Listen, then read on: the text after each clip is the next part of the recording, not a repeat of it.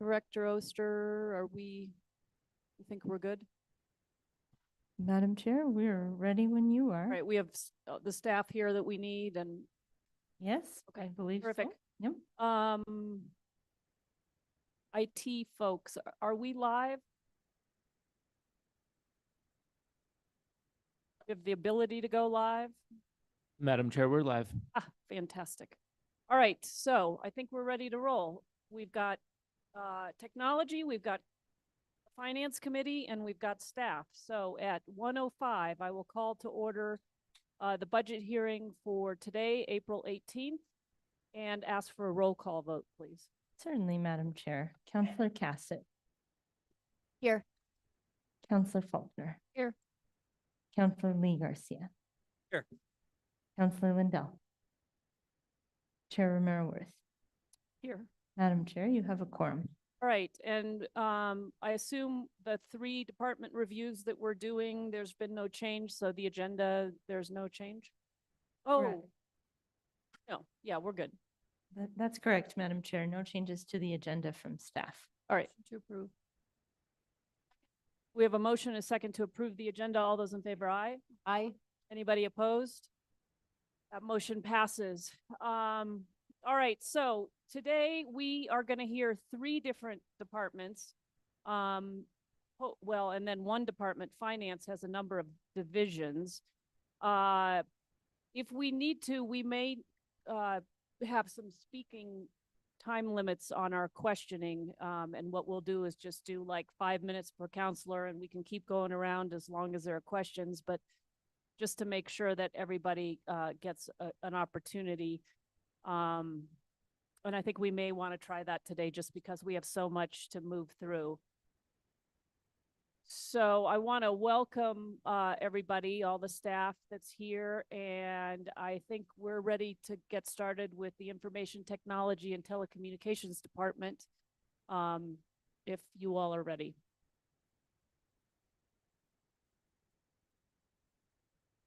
And welcome, and I think if you want to introduce yourself and your staff as necessary, please feel free to do that whenever you think appropriate.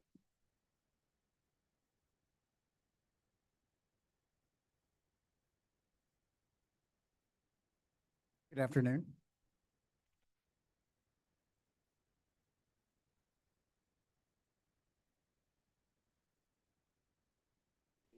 Are we ready? So, good afternoon, Madam Chair and members of the committee. My name is Eric Candelaria. I'm the Information Technology and Telecommunications Department Director. I'm excited to be here to share the accomplishments and goals for the IT department for this fiscal year. So before I start, I would like to recognize that behind me, and I wish they were all sitting right next to me, is my incredible IT team and my set of leaders who that along with me are going to drive the initiatives and goals that we set forth in this presentation. So first off, I have EJ Duran. EJ leads our team and is the face of our ITT, Engineer Support Division. Some of his team include faces and names that you guys might all recognize. They are the first-tier support for our end users to troubleshoot and resolve technical issues for software and hardware.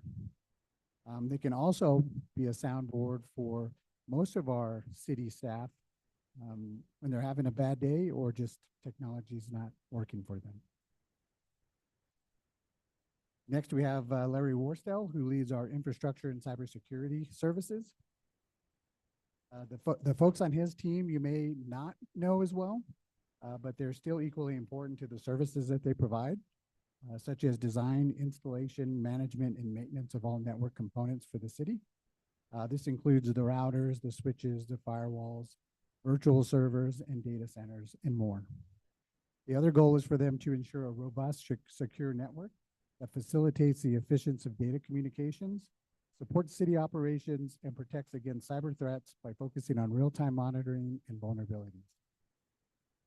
And then we also have our PMO team, who is led by Audrey Abeta. She's currently in lead of our enterprise resource planning team. This involves planning, organizing, and delineating responsibilities for the completion of our ERP module implementations. This also includes managing resources, handling the project risks that align with IT initiatives and city goals, and ensuring its successful delivery of all the city's ERP solutions. We also have an enterprise application services division.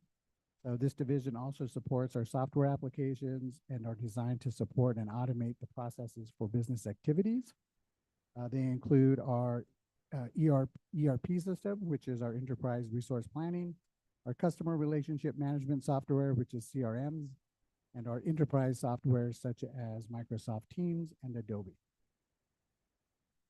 So these applications play a critical role in improving efficiency and enhancing productivity and driving growth. And lastly, we have our newest member to our leadership team, Ms. Kayla Donner. She leads our administrative services team. Her focus and for her team is to support the IT with central services and budgeting and financial management oversight. They also oversee our expenditures to ensure cost effectiveness for IT operations. They also allocate the tracking for our IT resources, which include hardware, software, and personnel. They also do contract management and vendor management.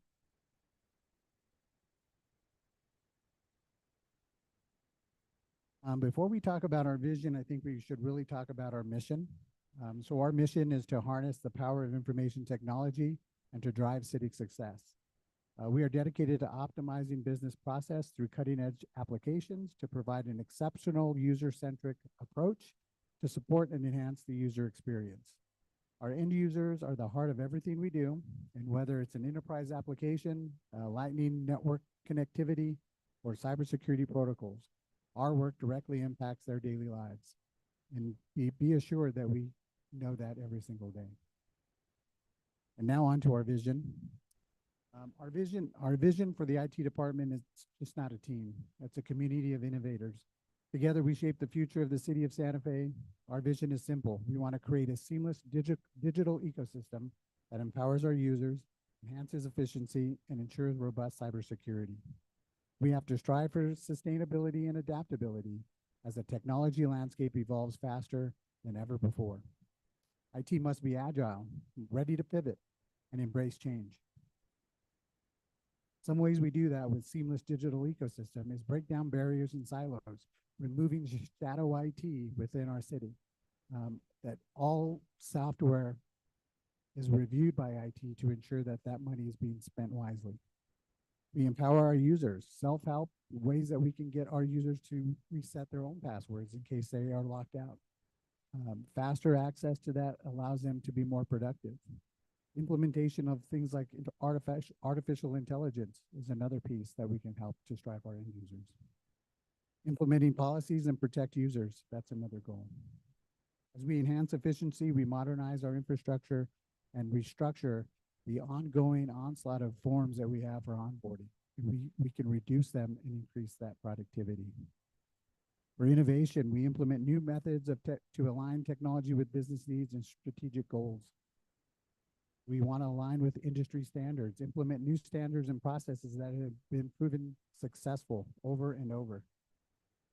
To continue to implement a robust cybersecurity, take more proactive approach and not reactive. Sustainability, meeting the expectations from the department and supporting departments with their evolution of utilizing the best of breed in technology, while supporting our staff with the ability to be flexible with resources. Our adaptability, resilience, and agility to adopt a new technology and process. Strategically implement, create a roadmap to plan and align with the mayor's strategic goals. Slide.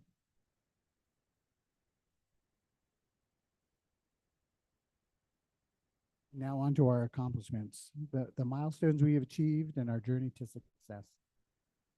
So far this year, we've implemented a cybersecurity preventive platform, which is a SIM, which is a security information and event management application. This implementation detects, analyzes, and responds to security threats with a 24-hour protection and real-time vulnerability assessment. We've also implemented the first phase of multi-factor authentication.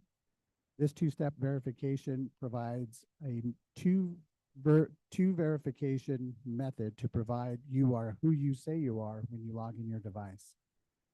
This increases our cybersecurity piece. And also, it gets us audit compliant.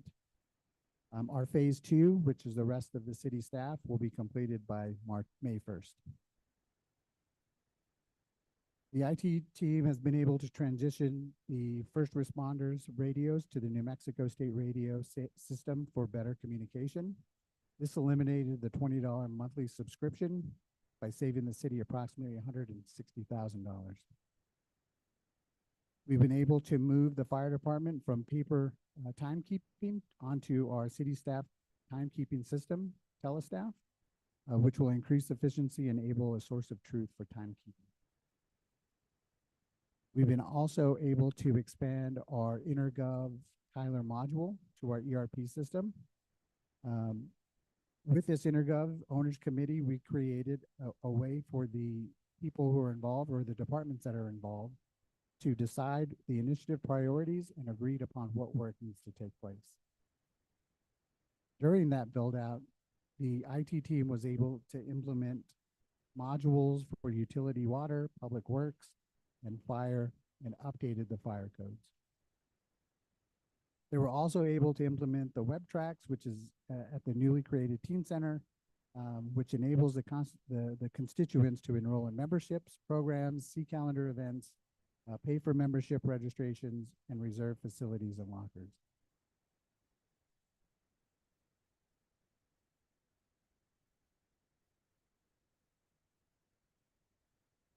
Now we're going to talk about what transformations are necessary.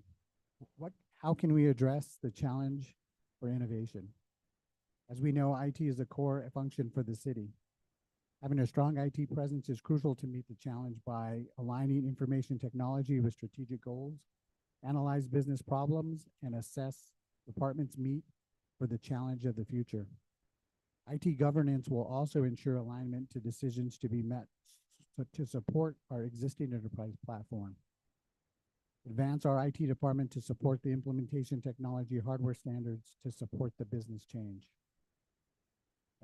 A gleaming example of ensuring that IT is involved is when an idea is to move a business process from a paper to an electronic format.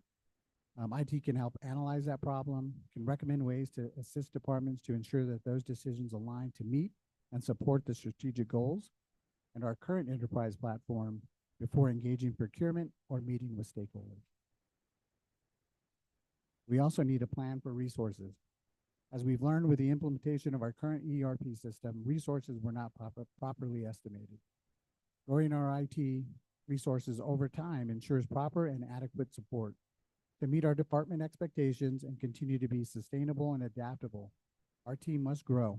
We must plan not only for new applications and technology, but how we maintain and support those new applications.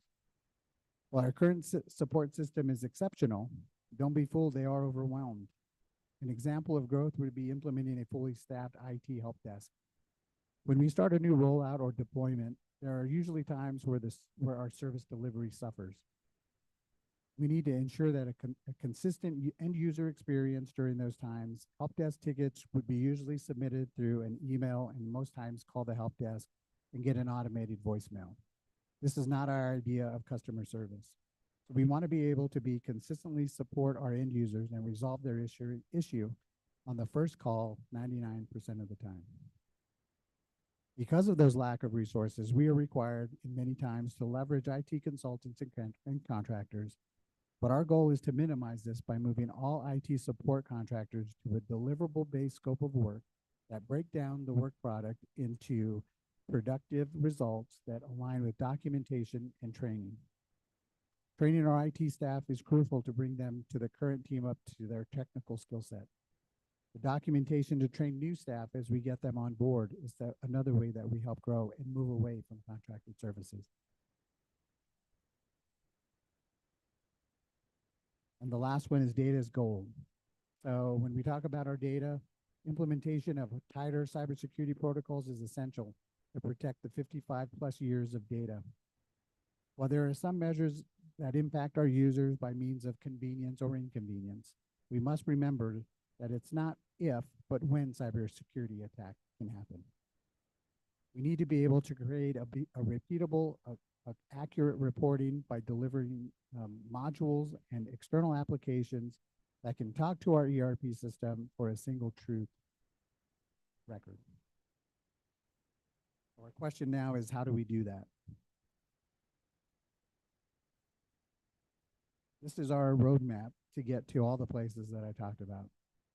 The first thing that we need to do is standardize practices and methodologies within our IT department. What does that mean? By creating standard operating procedures so users receive a consistent customer experience, from implementing standard IT processes, from end user support, project management, and application service catalogs. Efficient IT onboarding and offboarding.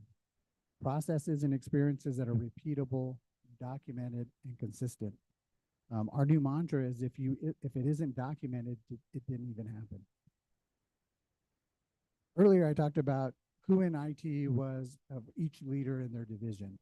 And as we look at our current department in the org chart in that budget book, you can see that our chart does not meet industry standards. Our goal is to move our ERP division from a standalone enterprise project management office, not to just utilize them for ERP planning and implementations, but to leverage them for all IT-related projects. So they are currently doing that role, but identifying them as an EPMO will align them with industry standards. Another goal is breaking away our security task from outside of our infrastructure and create an IT security compliance division. Doing this will align our IT department into an industry standard division that removes them from conflicts and allows them to be unbiased when implementing new protocols. And we'll continue to talk about communication. As I stated earlier, bringing IT to the table to open communication to the department's needs breaks the silos of ongoing shadow IT from being procured. Our goal is to increase IT presence. And with help from the city manager's office, we have seen a significant increase in that communication. But IT needs more. And how do we do that? Our next step is IT governance. With the full support of the city manager's office in collaboration with various cities departments, the strategic development ensures that IT practices are aligned to gain our organizational goals and adhere to the best practices of technology management. The implementation ensures that effective evaluation, selection, prioritization, and vision or funding of competing IT investments. It can oversee implementations. It can extract measurable business benefits. As we all know, it's going to be a business investment decision and oversight process. The primary business management responsibility. What does that mean? So it doesn't only all fall on IT. So it takes the other departments to determine what are the city's goals, what are the risks, what are the resources, and what's that investment. This eliminates IT from being the quote unquote bottleneck. IT didn't want us to do that. IT didn't ask us to do that. We want that to be a city initiative that is governed by a committee to understand and accept those new investments. We want to continue to provide proactive IT security posture by real-time monitoring for our IT assets, increase our testing to identify weaknesses. And I stated earlier, again, it's not if, but when the bad actor tries to get in. We just have to ensure that our back doors are closed, our windows are closed, and our doors are locked. But we need to make it as too much of a hassle for them to continue to try to knock on our door and go to the next house. We want to increase the awareness for cybersecurity through public service announcements to our city employees. Let them know and try to demonstrate to them how to identify, a phishing attempt email or ways that they can protect themselves. But we'd also like to go before that. We're also in a position where we can also look for ways to inform our constituents of better ways that they can protect themselves from cybersecurity. And lastly, implementing a modernized IT service desk is crucial for several reasons. Enhanced user experience that focuses on end user, providing more personalized and responsive service, increase productivity by quickly resolving technical issues, which again gets our workforce back productive, and then omni-channel support, which are ways that they can access support across multiple avenues through phone, through web, through email, through chat, even in some cases AI. If we automate and simplify the process, their jobs become easier. Another way is better communication and visibility. They increase communication and visibility within the organization, providing detailed reporting and analytics for us to make better decisions. By modernizing our IT service desk, the city can meet the evolved expectations of end users and reflect improved productivity and heightened innovation. In closing, I would like to express my deepest gratitude for the opportunity to present our vision and achievement. As we stand on the threshold of a new era of technology, our commitment to innovation, security, and excellence remains steadfast. We are not just maintaining systems, we are building a digital backbone for our city, ensuring that every city employee and constituent benefits from our work. Our journey is ongoing, and I have to quote Mayor Weber from last year's budget hearing. There will be a significant ongoing commitment to IT, and with that continued support, we will keep pushing the boundaries of what is possible, making our city a beacon of technology advancement and a model to follow for others. I want to thank you, Madam Chair, committee members, City Manager Blair, Mayor Weber, Director Oster, and everyone present for your unwavering trust and partnership in this mission. And with that, we stand for questions. Thank you. Thank you for the presentation. Questions from the committee?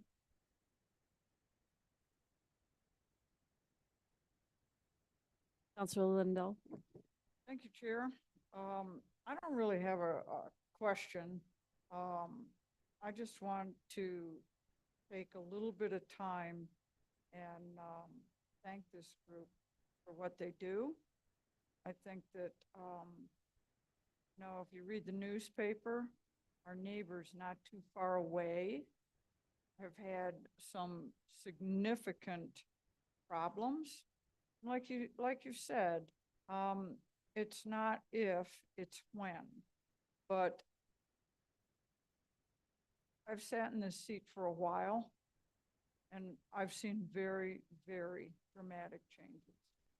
I remember when pretty much all IT was in a little room down the hall there, and you open up the door and it was like, whoo, it's hot in here.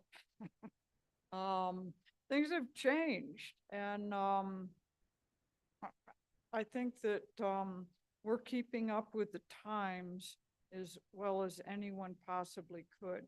And I think it's because we have a particularly good team. And, I think sometimes it can be uncomfortable what we have to go through, but this is a team that deserves some real props. Certainly, my interface with this team has been terrific.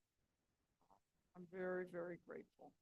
So, I call them up, they're there.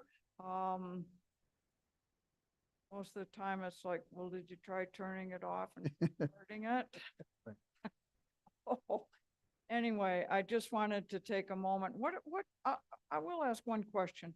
What do you see? Give me the top two things, the top two urgencies that face your department. I think staffing, bringing more people on so we can provide the adequate support. Like I said, our team does provide exceptional support right now, but they are overwhelmed.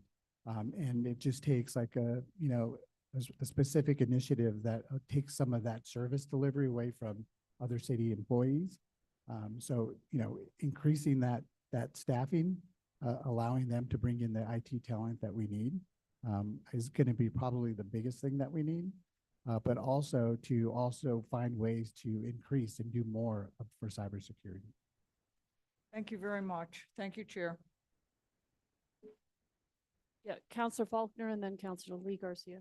Yeah, I would just like to thank T as well. As a new counselor, you guys have been amazing in helping me get my devices set up and making sure that I was getting the things I needed. So I just want to commend you for that. I thought you had an awesome presentation. Madam Chair, committee members, thank you for that. I did inherit an exceptional IT team. I just need more of them. I think I had, our infrastructure manager was out at the radio shop and asked if there was anything that he needed me to pick up. And I told him, yeah, more of these people, more of that people, more of that people. So, thank you.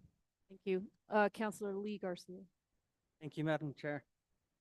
Yeah, I wish there was a Home Depot for people who could come to work and do a good job. You know, I think that that's not just in government, it's in general throughout our economy.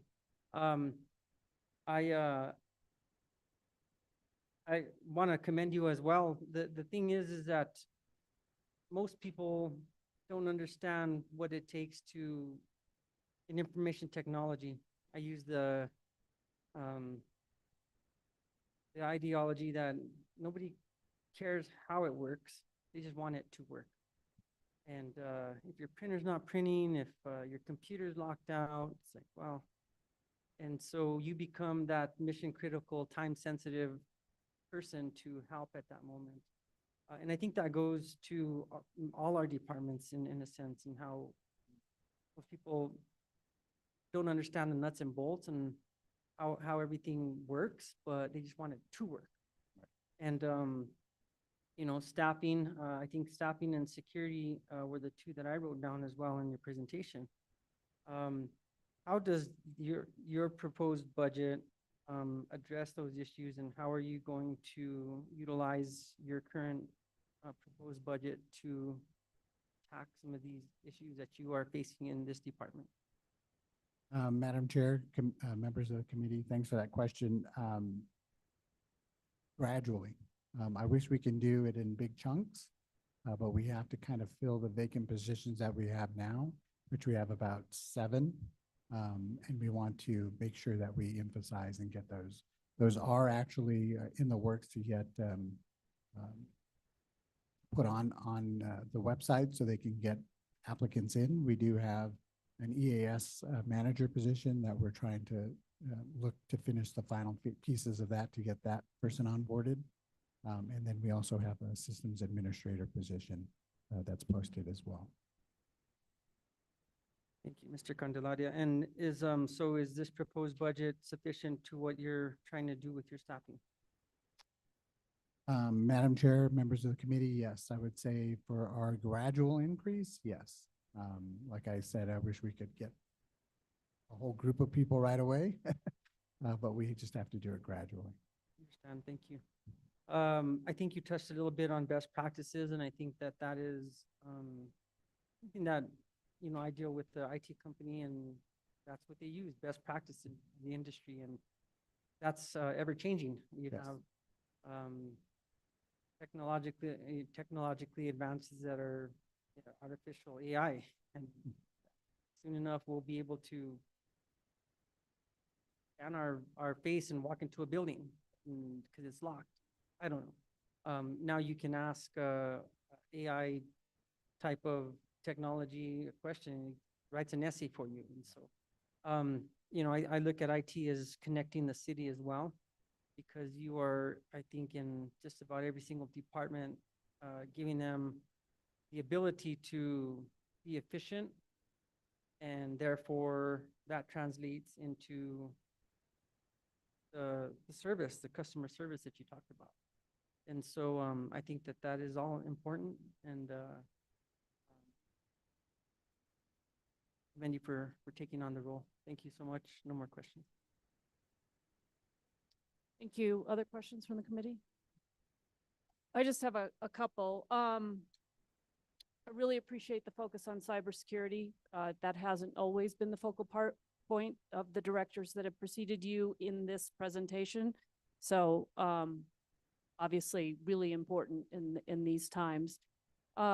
Curious how you feel the class and comp work and funding is going to impact, hopefully in a positive way, the vacancies that you have. I mean, I would think that our salaries being below market rate, particularly in this field, would be something that would be crucial for you to bring up. Yeah, Madam Chair, members of the committee, I agree with you on that facet. I think trying to attract the right IT talent for some of the pay scales that we have, I think we have to take a look at those again because it's just hard for us to compete with either private sector or even other federal or state agencies. But I think it's a good step in the right direction. And I think that we do have an opportunity if we can provide the right training and the right focal point for each of them, that we can attract key talent. Great.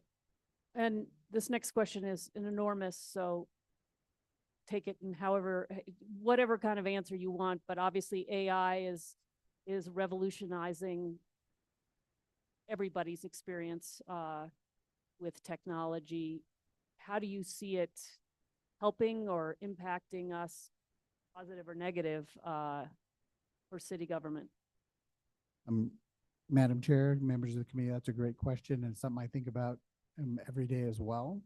I think as we gear into AI, there are certain parameters that we need to put in place before we start really thinking about it, in a real time fashion. So currently with our legal department, we do have a draft of a AI policy and guideline, which will allow us to kind of focus some of that effort on applications for procurement, so ways they can develop scopes of work, some really low-hanging opportunities for AI. Another one is within our service desk. Once we modernize that as well, that will give pieces of AI. So you could log into Teams, ask it a question, and it can help you walk through that problem. As far as the bigger pieces for like municipalities, I think there's other steps we have to take. One is implementing IT governance so that there's an department as a whole and as a city as a whole can look at each of how AI is going to benefit or affect government. The other piece is we have to classify our data. We have a ton of data. We have to know exactly what that data is. We have to be able to identify what problem we want to solve, whether it's the way the traffic lights, go green, with the timing aspect of that, how our trash pickup can be better, efficient.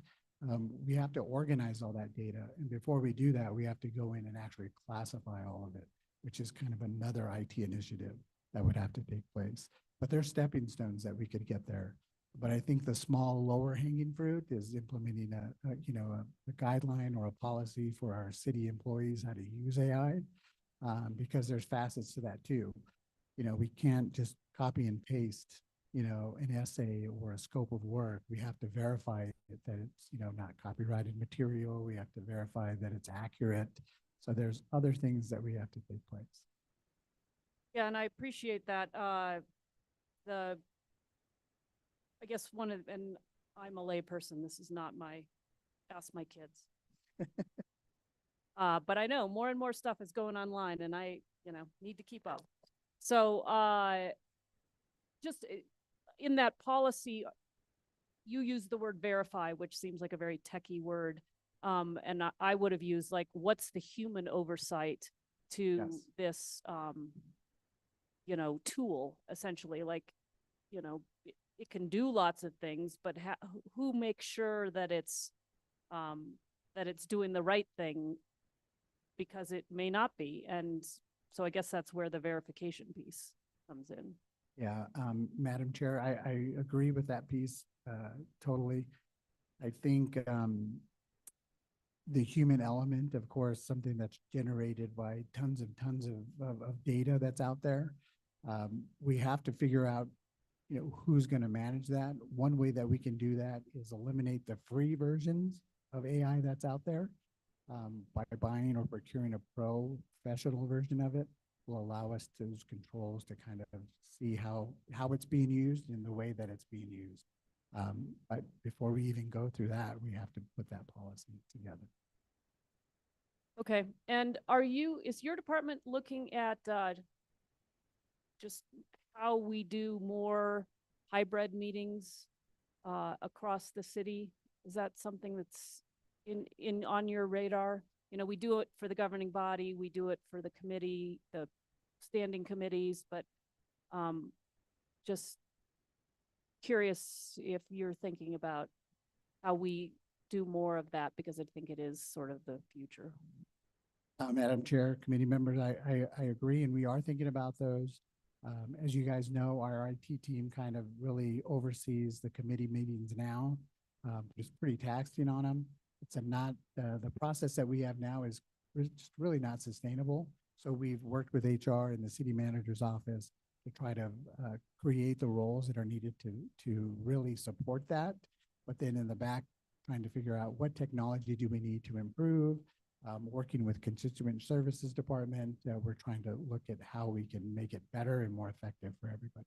Yeah, and particularly, I think in the chambers, Yes. we had a couple days ago, little preview of some ideas of upgrades that need to happen here. And I'm aware of how taxing the streaming is on your folks. And in fact, we are bringing in people from constituent services to supplement Yes. your staff. And so it just seems like it's an area that, you know, is going to continue to be important. And I know there are other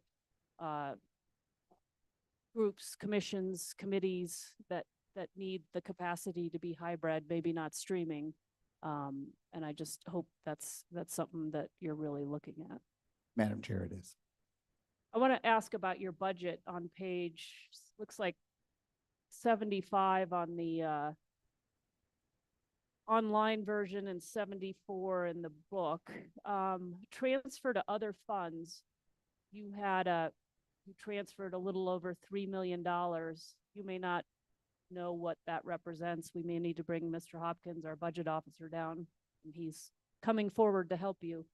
Just curious what that is. I can tell you what I know, and then he can finish that for me, Madam Chair. So a majority of that portion was moving most of our ERP funds to CIP, if I'm not mistaken. And help me with the alphabet soup. Madam Chair, Counselor, that is correct. Represents a transfer from the 0.5% GRT fund to maintain the ERP project. ERP stands for Enterprise Resource Planning. It is the Tyler Munis system, the Tyler HCM system, the EnerGov system, basically all of the citywide systems that we use to maintain a financial system, a human resources, personnel system, and things of this nature. So is that so then you look under the summary of funds and there's a 0.5% GRT income fund. Do those correspond or no? Madam Chair, yes, it does. Okay, Um, so that's where it came, that's the fund it came from or help me. Yes, that's the fund it came from, and services to other departments is the fund it went to. Okay, Both of those, what we call org codes or cost centers, that correspond to those funds are under the control of IT. That's why they're all both shown in the IT budget. okay, so did we take it out of the fund and then we had to transfer it out to across the city, and that's why it's transferred to other funds line item? Madam Chair, it is transferred to another fund. It is not transferred to multiple funds. It is transferred to a CIP fund. CIP funds and operating funds are kept separate because they are treated differently under generally accepted accounting principles. ERP fund is considered a CIP fund. It is a capital project, therefore it is has somewhat a different treatment under the law from your basic garden variety operating fund like the general fund. Other examples of CIP funds would be like the street CIP fund, parks CIP fund. They are designed to be multi-year in nature. That is why you may recall a few years ago, we set up a different rule for carry forward for grants and CIP projects. That is because grants often cross fiscal years. CIP projects often last for multiple fiscal years. ERP project is one of those. For example, like the Guadalupe Street reconstruction project, that can go on for several years. Many projects do. And so they're treated a little bit differently in the law. Because normally the law, states that, an operating fund, the council appropriates or the governing body appropriates funding in an operating fund for 1 year only. And when the fiscal year ends, the clock resets and the fund resets to its new budget. With capital budgets, it's considered a little bit differently. They go on until they are expended, until the project is complete. Well, that was interesting inside baseball. So basically that moved to the CIP fund and then it's supporting all the ERP work. Madam Chair, that is correct. All righty. That answers my question. Thank you. I will note, there is a difference, however, in this year's, because we have not presented a CIP budget to you yet. The transfer of $122,412 for the current year is not for the ERP project. That is for the set aside for ASME employees for the comp and class study. That is set aside as a separate line in the HR department. And again, departments, other funds such as public utilities, tourism, the IT services fund, transfer money into HR for their employees' share of the ASME costs. We could not simply budget it directly in IT because ASME has not approved the contract as of yet. Right. Okay. So that's where that shows up across departments. Madam Chair, that is correct. You will see that in many departments. All You right. won't see it in a department like planning and land use that is all general fund because Right. we don't transfer from general fund to itself. But in departments like public works and public utilities and tourism that have large funds that are outside the general fund, they transfer into the general fund, basically have a set aside for their ASME employees, for the comp and classing, for the increases to ASME employees that are recommended by the comp class. Okay. And so this represents this, where'd you call it? $122,412. That's not, that's for the fiscal year starting July 1st, not for what we just did. Madam Chair, correct. That's correct. That is the marginal cost, if you will, of the increases, the bring to minimum, phase one and half of phase two of the hybrid parity increases under class and comp. And that is just the portion for those ASME employees that reside in the ITT department. Okay. Thank you. That's interesting. Director Candelario, I don't know if there was anything you wanted to add to that. Yeah. Oh, Mayor. Thank you. Oh. I wanted to make a couple comments if I could, and one request. This just happened to come across my screen this morning. I thought I'd share it with everybody apropos of the presentation. This is a news item. The source is the Washington Post. In January, an alert citizen in Muleshoe, Texas, was driving by a park and noticed that a water tower was overflowing. Authorities soon determined the system that controlled the city's water supply had been hacked. In 2 hours, tens of thousands of gallons of water had flowed into the street and drain pipes. The hackers posted a video online of the town's water control systems and a nearby town being manipulated, showing how they reset the controls. In the video on the messaging platform Telegram, they called themselves Cyber Army of Russia Reborn.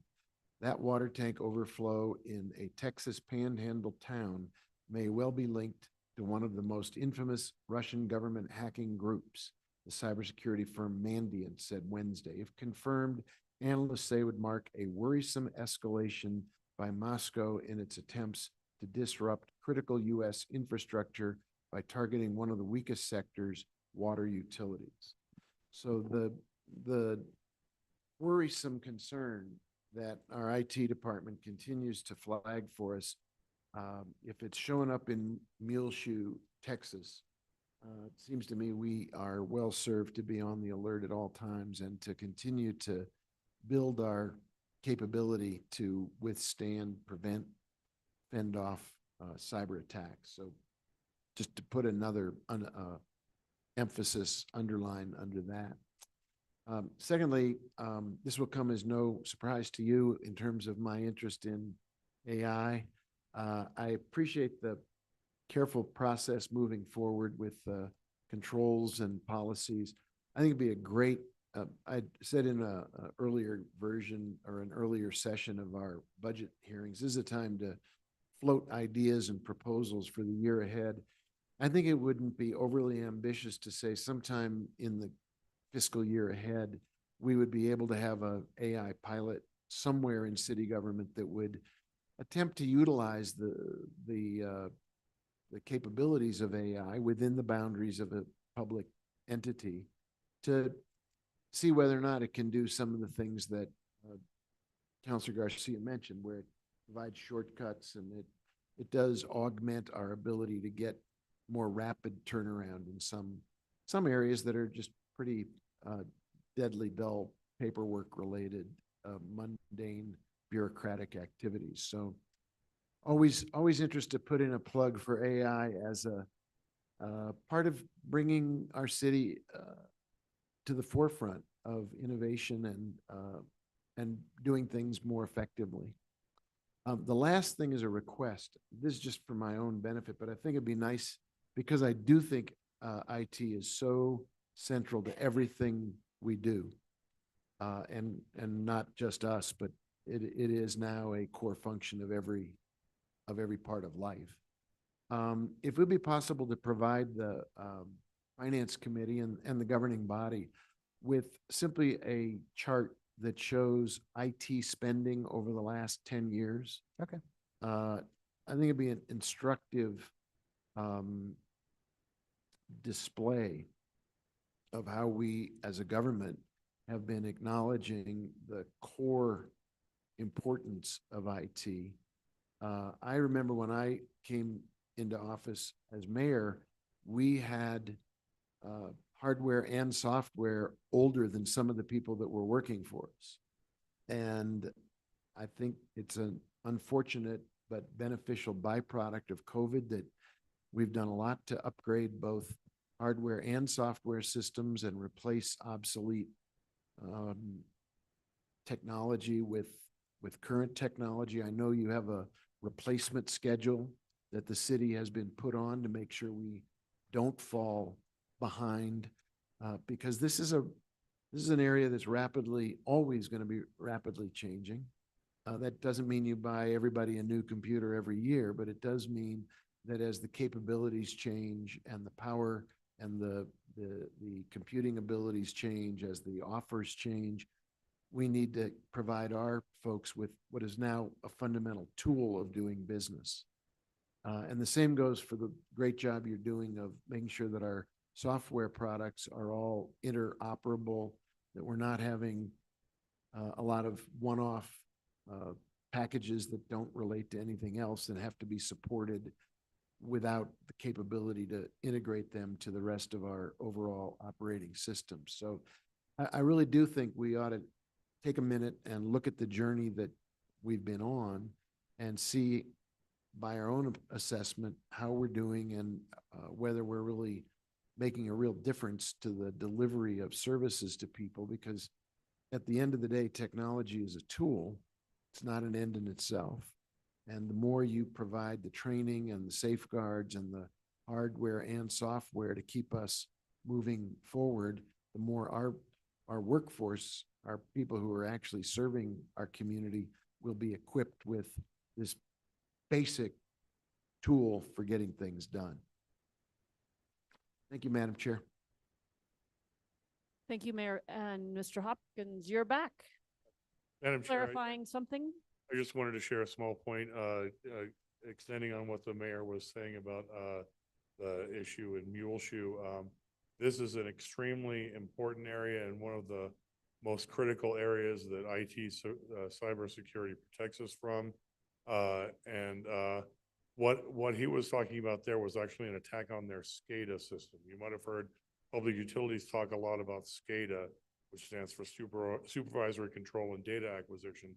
It's actually the software, it's very old software, that runs the heavy machinery that keeps our water plant going, our water system going, our wastewater plant going, all those things. You may recall about, I think it was 15, 20 years ago, there was a cybersecurity attack that was never attributed to anybody, but it was thought to be a combination of the United States and Israel that attacked Iran's nuclear program and destroyed all of their centrifuges. That worm, that virus that they attacked them with was actually targeted their SCADA system. And it's basically the same software that we use in our water plant or wastewater plant. Of course, it's been updated since then. It is a critical need, and one of the really most important things that IT does for us is protect us from things like that, because you don't know how bad an attack like that can be until it actually hits the city and just pandemonium. Thank you for that cheery thought. It's one- Yeah, no, I have, I think, asked every IT director that has appeared in front of this committee over the 6 years I have been here, tell me about the cybersecurity work you're doing. And I think I can see the progression, and I'm sure the spending that the IT spending over the last 10 years will demonstrate that as well. This is mission critical now for everybody, no matter who you are, private business, government, personal person, individuals. So personal person, I just made that up. All right. Thank you. Director Candelaria, did you have anything else for us? Madam Chair, members of the committee, I do not. Thank you. Okay. Well, thank you for being here. Thank you to your team. Thanks for all the work you're doing. As you've heard several times, really, really important. So thank you. Appreciate you being here today. Do we have a motion on this budget? Move to approve. Second? Motion is second on the budget. Could we get a roll call vote, please? And I'm assuming we didn't have any other questions. No, we can go to roll call. Okay, great. Counselor Cassett, Yes. Counselor Faulkner, Stepped out. Hopefully she'll be back in a minute. Counselor Lee Garcia, Yes. Counselor Lindell, Yes. Chair Romero Worth. Yes. Motion right. passes. Motion passes. Yes. All right. Thank you. Thank you all for being here. All right. We're going to go to the Human Resources Department. We have a number of presentations.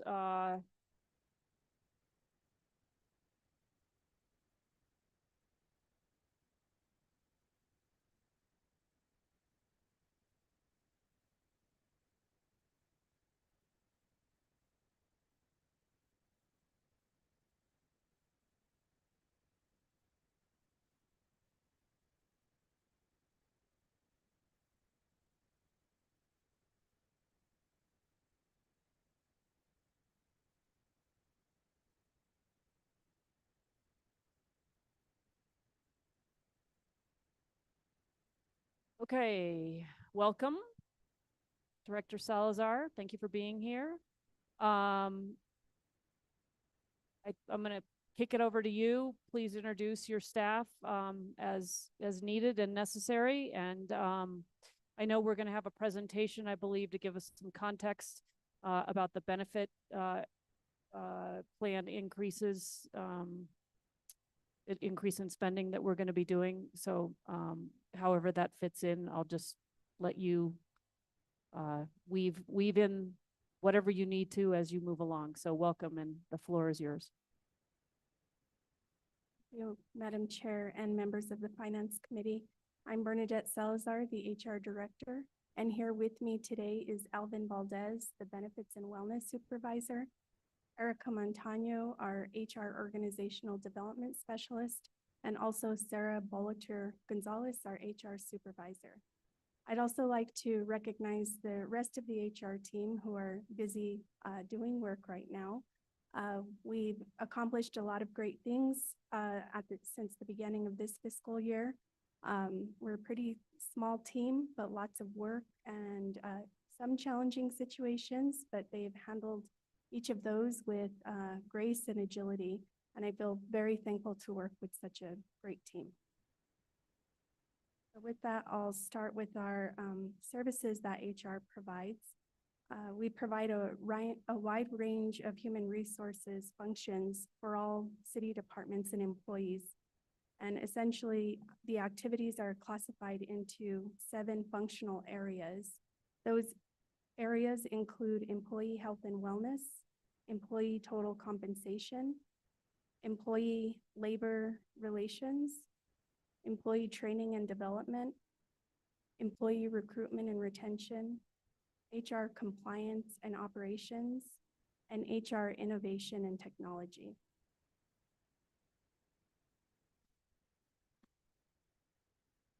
Some of the major accomplishments during this fiscal year are, number 1, completing the compensation study.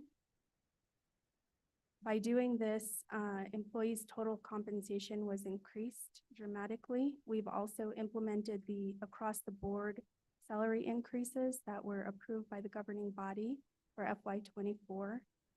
We also included the retention incentives that were approved by the governing body. And all these implementations really help build our total compensation for employees. In addition, we've worked with departments who have struggled with recruitment and retention, in particular job classifications. And in collaboration with the AFSCME leadership, we have also increased salaries for transit employees at Public Works, parks maintenance workers in Public Works, and environmental service drivers in public utilities. We have also, in FY24, implemented the resolution establishing a 2-year pilot program to support the physical and mental well-being of employees, which resulted in 1 wellness day of leave per year during the pilot program, as well as 2 hours per week for employees to participate in physical and mental wellness fitness leave. And we will be presenting, we're almost at the half-year mark for that pilot program, so we'll be presenting some information on the results of that in the next few months. Additionally, we have enhanced our recruitment and retention efforts. Since July of 2023, we've hired over 160 employees. We've posted 394 jobs. The HR team has processed over 3,000 HR action forms to include over 100 promotions of city employees. And we've continued to maintain our service level agreement to city departments to ensure that when a job closes, they are receiving a list of eligible applicants within 3 business days from the date that the job has closed, in an effort to try to help departments hire their employees, their new hires more quickly. In addition, we have also hosted 2 rapid hiring events since July. These rapid hiring events we have found to be successful in areas that are really struggling in the recruitment of new employees. The 2 rapid hiring events that we hosted resulted in 10 on-the-spot job offers. So we have found that they've been successful. We're working with departments to hold additional ones to help them with their recruitment efforts as well. We have also continued to host our monthly human resources user group meetings, or we call them HUG meetings.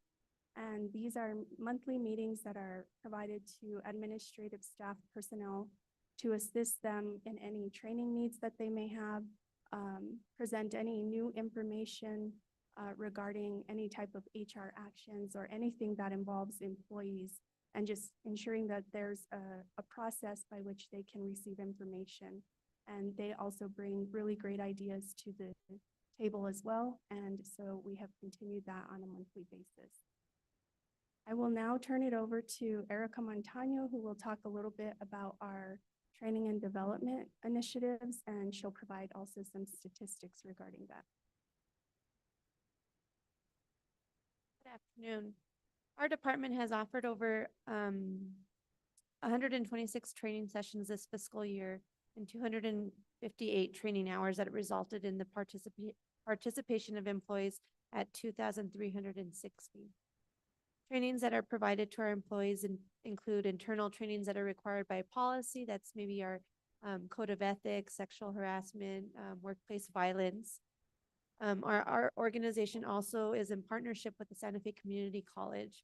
We work closely to offer trainings that include customer service, leadership trainings that are in levels 1 and 2. Our most recent and newest training to staff is our public speaking, and then we also offer Microsoft Word and Excel classes to employees. Our team also has a partnership with New Mexico Edge through NMSU that provides employees an opportunity to receive certifications designed for local government and many public sector specializations. We have a great training platform through Local GovU that staff and departments have access to for trainings that are related to job classifications. Our organization supports and encourages employees in our receiving college education with the support of tuition assistance and educational leave opportunities. This fiscal year alone, 28 employees have participated and received tuition assistance. 2 employees have received degrees, one in an associate's degree and another in a bachelor's degree. And so we hope to still encourage those employees to receive higher degrees moving forward through our organization.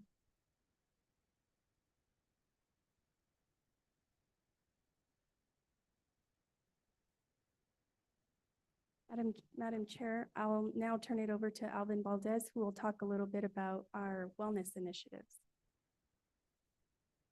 Madam Chair, counselors, members, thanks for having us today. As many as you know, the city is committed to supporting our employees' health through a comprehensive wellness program where the primary objective is to empower our employees to achieve optimal health and wellness by fostering a positive work environment with a variety of health and wellness offerings. Just recently, the City of Santa Fe's wellness program was awarded the gold level Cigna Healthy Workforce designation for our efforts. So we'll take a closer look at these programs and the offerings on how they led us to this winning gold level designation. Our wellness program offers monthly physical and fitness challenges. We do healthy cooking classes, yoga sessions, Tai Chi sessions, and farm-to-table grocery giveaways. We also offer stress management events that focus on mental health, such as mindfulness sessions and meditation classes. We have an employee rec center benefit that offers a free 1-year membership to our rec centers and all its offerings with the ability to renew each year. Our rec centers offer gyms, ice rinks, swimming pools, indoor tracks, basketball courts, and much, much more. We offer an employee assistance program where we offer 3 free counseling services every fiscal year to our employees and their dependents. And after that, it is only a copay. We do biking and walking incentives where we ask that our employees or encourage our employees to use alternative transportation. We have bike to work weeks, bike to work days. We offer bike racks. We have lunchtime guided group bike rides. And then we also participate in the Santa Fe biking community events. We offer financial fitness presentations for financial wellness in their seminars. We offer preventative health programs and vaccinations to our employee population. We offer a special Omada pre-diabetics program at no cost to our employees. This program is a one-on-one personal coaching program and the resources needed to help making long-lasting health events. In the last fiscal year, for the last 9 months, the wellness program has offered 33 wellness events. We've had over 579 employees participate in these events, and we've had 97 employees complete a health risk assessment and over 100 physicals performed. So in conclusion, you can see that the city of Santa Fe is unwavering in its dedication to employee wellness, and our recent achievement for the gold level designation underscores that commitment. Thank you. Thank you, Madam Chair. I'll now go on to some of our goals that we'd like to accomplish for FY '25. We would like to continue with our tuition assistance and professional development training for all employees. That will include offering new training sessions, also in collaboration with the Santa Fe Community College, which will include Leadership Series 2 to offer the second phase of the leadership training for city employees. We'll continue to work on recruitment efforts.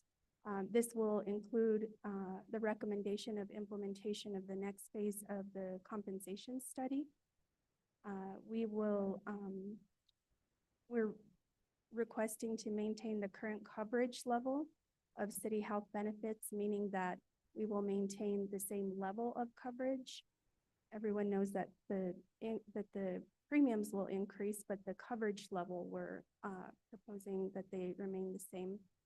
We'd like to really take a deep dive at our HR policies, which some of them are very outdated, to revise those and modernize some of those policies.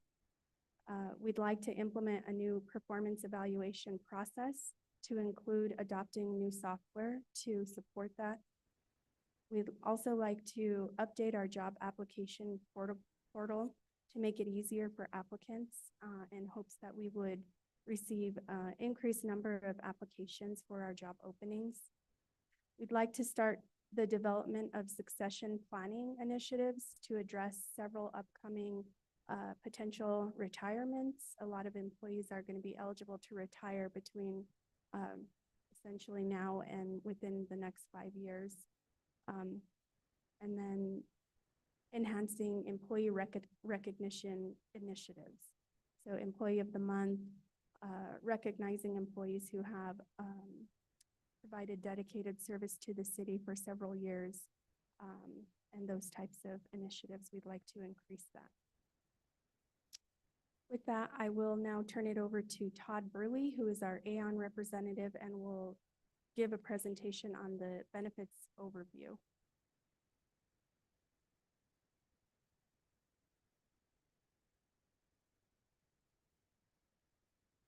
Madam Chair, members of the council, I believe everyone has seen this presentation and it's in this exact form, so I'm going to go through this really quickly and we'll open it up for questions at the end. Make sure you speak into the mic. Oh, You can, yeah, put it up on the edge or. No, I'm fine. Here. If we look at the first slide, it compares the city of Santa Fe's benefits to those of the state of New Mexico and a benchmark, which is all national public sector groups in the Aon database between 500 and 5,000 employees. I think what's important on the first slide is to see that the city of Santa Fe has very robust benefits, meaning that your employees and members pay very little out of pocket in comparison to both the state of New Mexico and national public sector benchmark plans. For example, the city has no deductibles or coinsurance, and you can see the state has a $750 up to $2,250 deductible for families. And nationwide benchmarks are to have an $875 deductible up to $2,000 per family. And coinsurance, which is the amount, the percentage you pay after you've hit your deductible, is 30 or 20%. So the city of Santa Fe has a very robust level of benefits, meaning specifically that your members pay very little out of pocket other than their employee contributions. The next slide, I'd like to go over some historical information for the city of Santa Fe's plans. I'll start at the bottom and work my way up. Fiscal years 2017 through 2019 saw no changes to rates, employee contributions, or benefits. Fiscal years 20 through 2022 were, of course, affected by COVID. There were no changes to rates or employee contributions, and there were minimal changes in FY21 to benefits. FY twenty-three, having not increased rates or benefits, an 18.5% increase was recommended for the plan. Fire union employees accepted the entire benefit, all for the following fiscal year, for that fiscal year. Other employees accepted a 12% on the condition that the following year they would get the remaining 6.5% plus whatever else was necessary. Last year, there was a minimal increase to rates of 0.5%, which resulted in a 0.5% increase to fire union and a 7%, the 6.5% that was withheld, that wasn't withheld initially, plus the 0.5% for that year.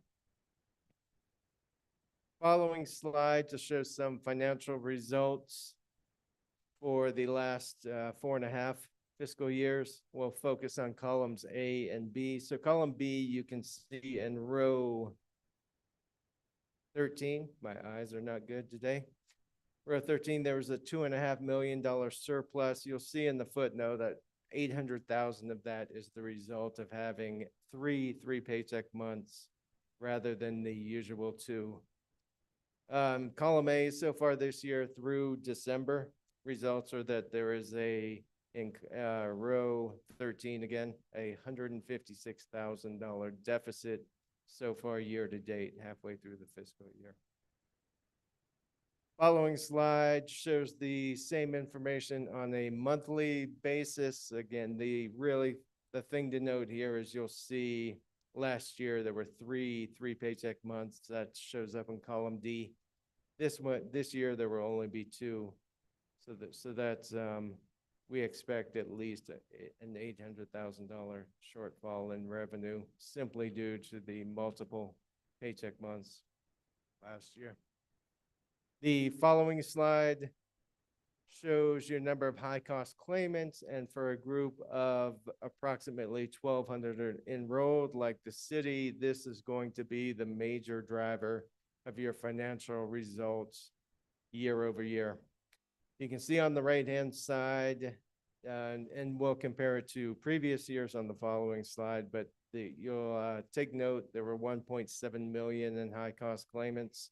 Only one high-cost claimant exceeded your stop-loss threshold of $250,000. So far through December, we have already seen one member exceed that, and then we move to the following slide. You can see that the number and amount of high-cost claimants last fiscal year was severely under what you see for the prior 4 fiscal years, which ranged anywhere from $2 to $4 million in high-cost claimants. The next slide is my doom and gloom slide. Medical trends in the past have been fairly steady for the last 6 to 8 years at 5 or 6% annually. We expect that to increase over the next few years, as you'll see here, resulting in trends that will approach double digits. This is largely due to inflation and, of course, the impact of COVID. We've seen unprecedented hiring in the healthcare sector, and to support that hiring, those companies will expect greater revenue and in turn request higher reimbursements from the medical carriers. And that will happen over the next 2 to 3 years. Next slide just shows in graphical form, pretty much, and this is for this upcoming year. The price increase in the past has been driven, there are 2 components to it: utilization, which is the number of services, and price, which is the price per service. In the past, those have been more split equally, and you can see this year about 90% of the trend is expected to be due to the increased reimbursement to providers. Next slide for this upcoming fiscal year. We are recommending a 6.8% overall increase. That results in employees paying anywhere from $7 to $19 per paycheck more That is a $1.5 million increase to the budget, of which the city will bear 1.16 million and the employees 355,000 through increased paycheck contributions. On the right-hand side, key observations, this is definitely in line and actually a little bit better than market trends both locally and nationally. And the fixed costs, so those are your stop loss premiums, your administration that you pay to Cigna, were actually far below market trends. The following slide just shows again the increase to employee contributions will range from $7 up to $19, and this just lays it out for all three plans and fire union and non-union and AFSCME employees. The last slide is the wellness initiatives, which health and wellness and some other programs, which Mr. Valdez has already covered very well. So I will skip that slide. I certainly can't add to that. So we're going to need a copy of this presentation. I don't believe it's in PrimeGov. We do not have it, and those slides were very difficult to see from up here. So I know we've had this presentation before at the Finance Committee, but since we're taking the time to repeat it, I still think it would be a good idea if you just send it out to all of us, including the governing body. Madam Chair, yes, we can absolutely do that. It is the same presentation from Finance Committee and the, I think, February governing body meeting as well, but we will absolutely send it to the entire governing body. Yeah, that's probably a good idea, just so we have it at our fingertips, and maybe upload it to PrimeGov as well, just so that it's available to anybody. I mean, I think if you were watching on Zoom, you probably could see those slides pretty well, but from here, it was difficult. So thanks. Questions from the committee? Oh, well, actually, back to you. Maybe you have more for us. Madam Chair, members of the committee, that concludes the HR presentation for the proposed FY25 budget, and I stand for questions.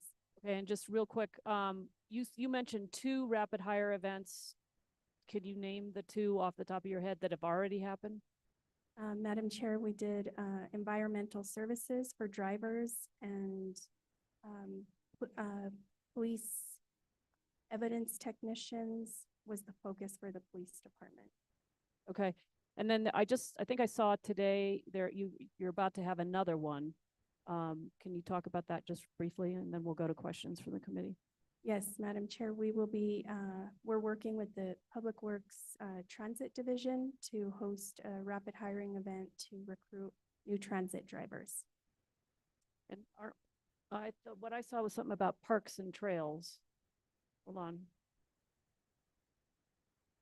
Madam Chair, we are working with multiple departments. I'm Okay. not sure how far along we are with the scheduling for parks and trails. There's discussion. I'm not sure if they've set a date, but I believe they're working close to a date for transit.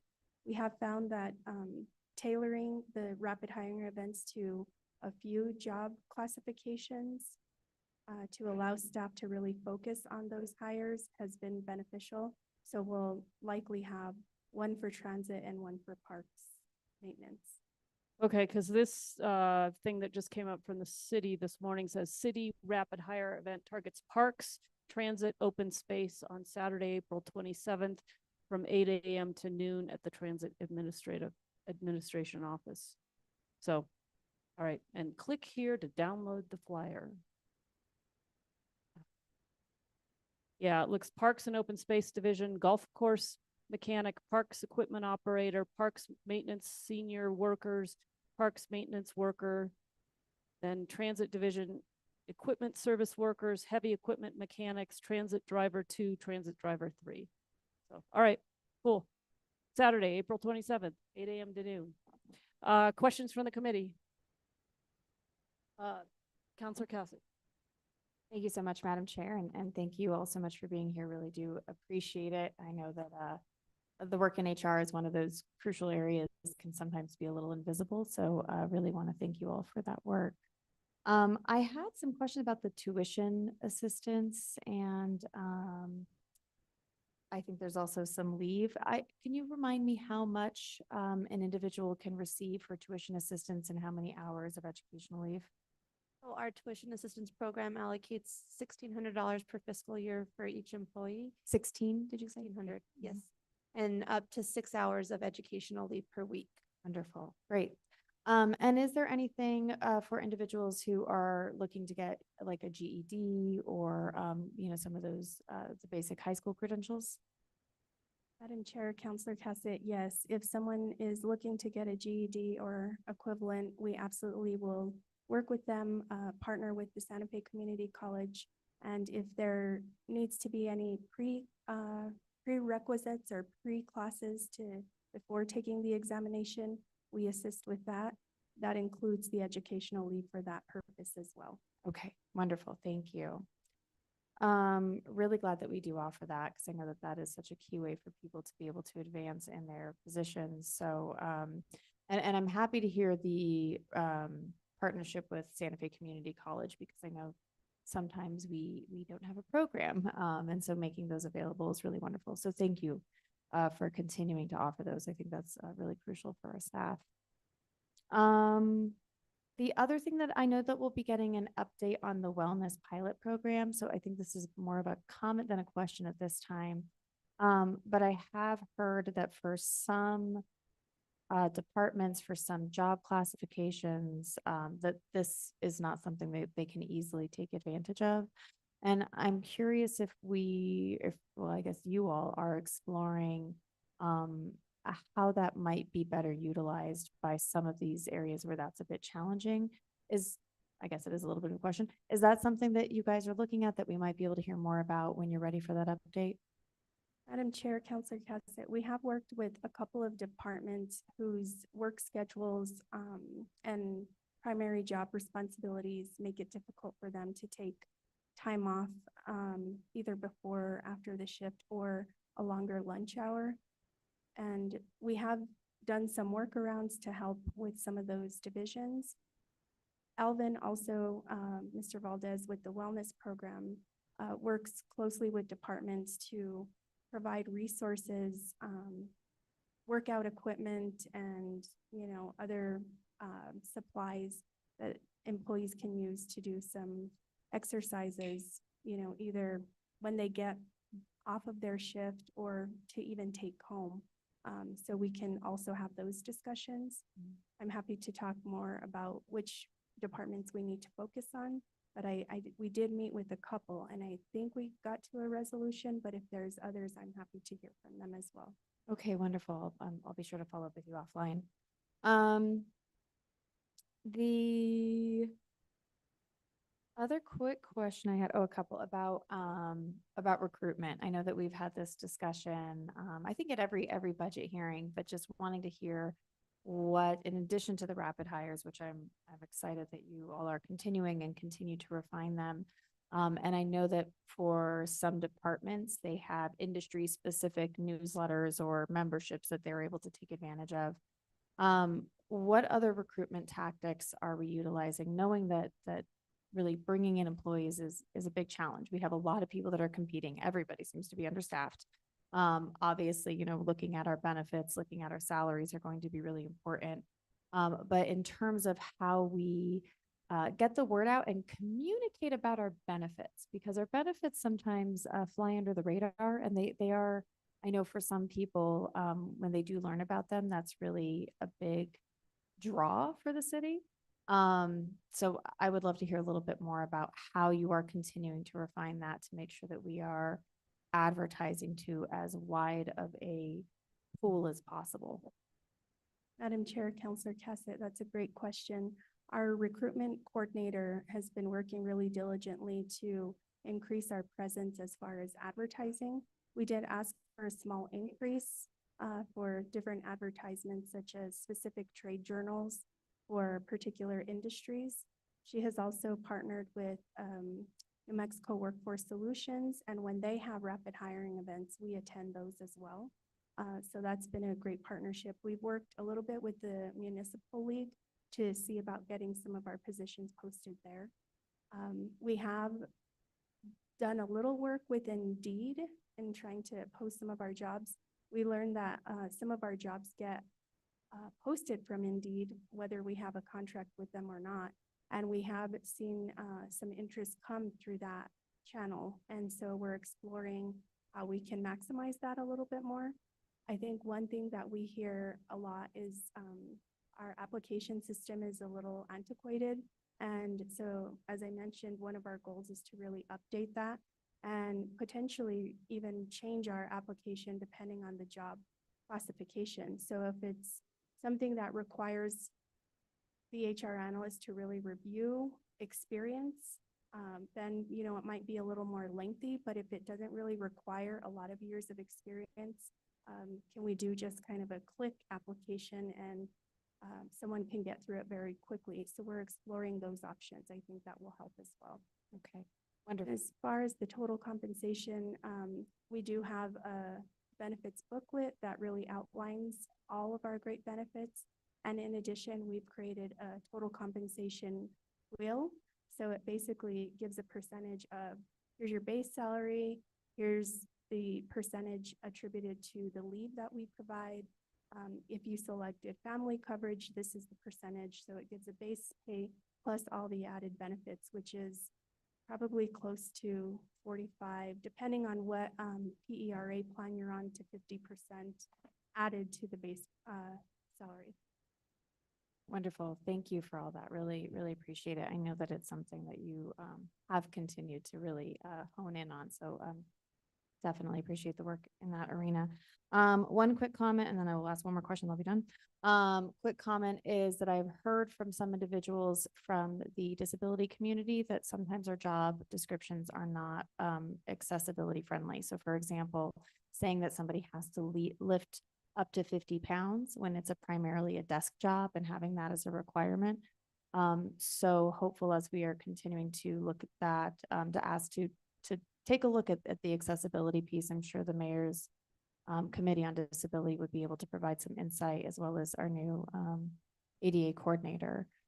And then my last question comes from my own experience in applying for government jobs, and county health departments and things of that nature, that applying for government jobs is often a specific skill set that sometimes people don't know. So they might have the experience, but they don't know that, like, you have to align your resume with what the job posting says. And so we can miss out on a number of highly qualified applicants simply because applying for government jobs is just a bit of a challenge, a bit onerous. So I'm curious about that. Is that something that is still occurring here? How are we addressing that? Because I do have a concern of who we might be missing out on simply because they just don't know what this weird application process looks like for government. Madam Chair, Councilor Cassett, I totally agree with you. I think that our system is antiquated. There's two parts to this. I think it was before COVID. We offered a lunch and learn, how to navigate through our application system. We can certainly establish that and get it going again. But when we're talking about updating our application platform, what we have talked about is maybe asking some really simple questions before you start completing the application, and that will assist with this issue to try to streamline it and not make it so burdensome, and really just kind of honing in and making sure we're not missing any good applicants that have the experience that maybe just didn't meet that mark. But those very specific questions, I think, would help with that. Okay, great. Looking forward to hearing more about that next budget hearing. So thank you for your work on that. It is such an interesting process. So glad to see that we are looking to modernize it, because it's not great. So in general, it's not just, I mean, the city of Santa Fe on it. This is government across the board. So really happy that you all are being innovative with that. So thank you, and no further questions. Thank you. Just want to let everybody know that the Aon presentation has been uploaded to PrimeGov and has been emailed to the governing body. If any of you want to refer to it, is now there. Other questions from the committee? Mayor Weber. Thank you. Appreciate the opportunity just to weigh in on a couple things. I hardly agree with the chair who says this is a core function and really absolutely critical to the city's operation. And I appreciate the presentation today that really highlighted that.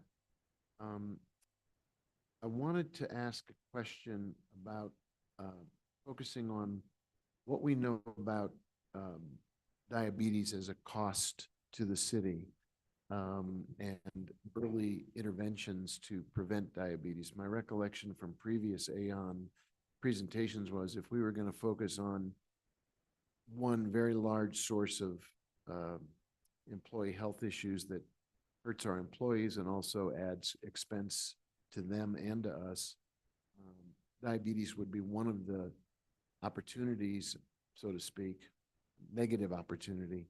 If we drove that incidents down, we would help a lot of people and save a lot of money. I just want to double check if my recollection is correct on that. Madam Chair, Mr. Mayor, yes, that is correct. And as a result of those discussions, the city implemented OMADA, which is a diabetes-specific program to assist your diabetic members with the complicated care that comes along with that disease, and kind of help them navigate through the system. And are we getting some good outcomes, some good results, Alvin? Can you speak to that? Madam Chair, Mayor Weber, we've actually were congratulated or given kudos. We had a 98% answer rate to our OMADA flyers that went out.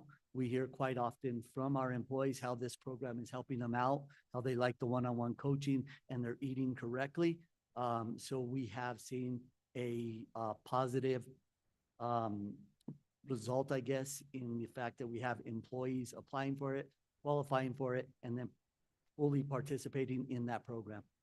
Great. Go ahead. Sorry. Madam Chair, Mr. Mayor, there is continued follow-up with the program as well. So one of the components to the OMADA program is that each employee receives a digital scale. And when you step on that scale, once you get connected, it automatically connects you to the app. And so you can see the progress that you're making. And every week it also has like a lesson plan, and they focus on if you need to eat out, for example, here are some things that will help you make some better health choices.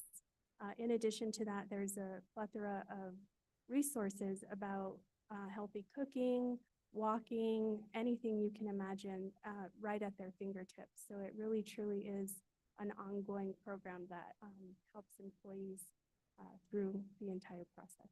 Great. You know, you triggered a thought in my mind. We probably have a half a dozen or more, for all I know, of these kinds of essentially important and somewhat secret offers that involve technology. I'm thinking about the Ion Water app that we heard about yesterday. I think something that I guess the penetration right now is about 20% citywide. If it were 80%, we would be even further along in our journey toward water conservation. I think depending on how many takers you've got of this very wonderful technological assist that gives people immediate and direct feedback, guidance, and assistance. It's Ion Water for diabetes in a way. And I wonder if we could somehow or other collect all in one place, a compendium of these handy dandy helpers that we have both for the public at large, but more importantly, in this case, for our own employees to encourage healthy eating and healthy habits. I think it's a tremendous offer.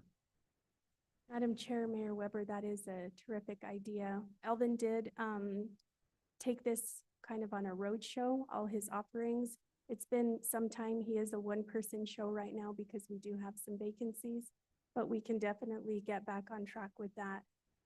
The last time he took the benefits on we call it a roadshow, we primarily focused on mental health initiatives.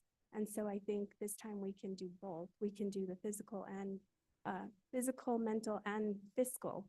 The fiscal wellness of our employees, and some of those presentations that he offers to employees is also helpful.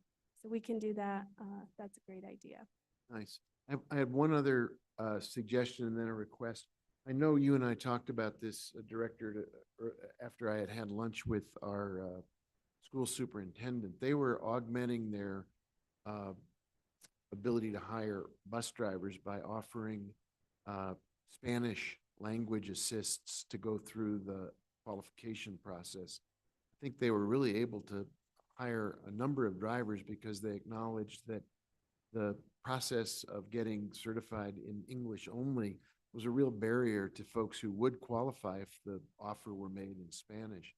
And I don't know, you may already have picked up on that, but it strikes me when we do a rapid hire event around bus drivers, or anything for that matter, if there's a language obstacle to getting people in the door, anything we can do to be sensitive to Spanish speakers as job seekers would be a real boost to our employment offer.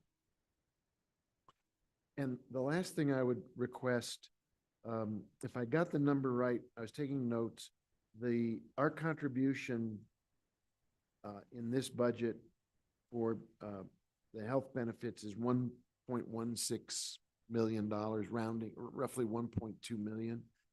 I think I got that right from the slide. Madam Chair, Mr. Mayor, yes, that is the increase for the upcoming fiscal year. I wonder if we could do what I asked with regard to IT, and that is do a look back over the last, say, decade and track the city's contribution to health benefits over time. I know we look at year over year very carefully about our salary increases and what we're able to provide with just additional pay as well as retention incentives. But I think another key element to the city's support of our workforce falls in this category of the amount of contribution we make in the health benefit side.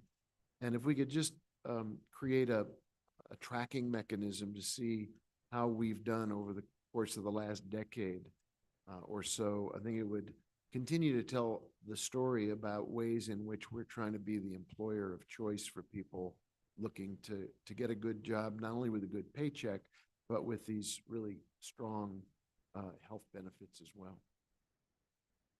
Thank you. Thank you, Madam Chair. Thank you, Mayor. Just a couple questions. Is the Aon presentation, haven't we talked about a reserve fund? Do I remember that we, like 2 years ago, we dipped into the reserve fund in order to ease the cost that was, or ease the amount of money that we were going to need to pay because of the rising prices? Madam Chair, yes, that's correct. What we did essentially during those 2 COVID years that Todd mentioned is we did not increase the premiums to employees, even though the recommendation was an increase needed to happen. So we shored up the fund with reserve dollars. And as we saw, the claims continue to increase. So that's when we saw the 18+% increase. But that's essentially how we paid for those years that we didn't increase the premiums. And what are we doing to backfill that reserve fund so we have it again if we need it? I don't think I've seen anything on that recently. Madam Chair, we can provide the reserve information as soon as we work with finance to get those numbers. One of the things, the increase that is being recommended right now doesn't account for building a reserve. It's essentially to cover our costs. Right. But I think through the wellness initiatives that Alvin will continue to manage and administer for employees to participate in will hopefully reduce Right. our claims, and hopefully we'll see a little bit of our numbers in the green, so that way it builds that reserve. Okay, because as I remember, in order to cover that cost increase, we did have to take a pretty big chunk out of that reserve. And, we mashed our teeth a bit up on doing that, just, so maybe we can talk and see what might be appropriate, just to help everybody understand where we are on that and what the thinking is.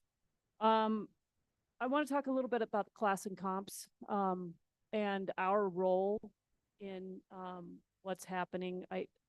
So I think there's some parameters here, is my understanding, about what, because we're actively in a collective bargaining negotiation, there's not a lot this committee can really do to address the concerns that were expressed on the first day. That's really something that is part of the back and forth with the collective bargaining negotiations. And I just want to confirm that, because I think there was some concern about how hybrid parity was being implemented.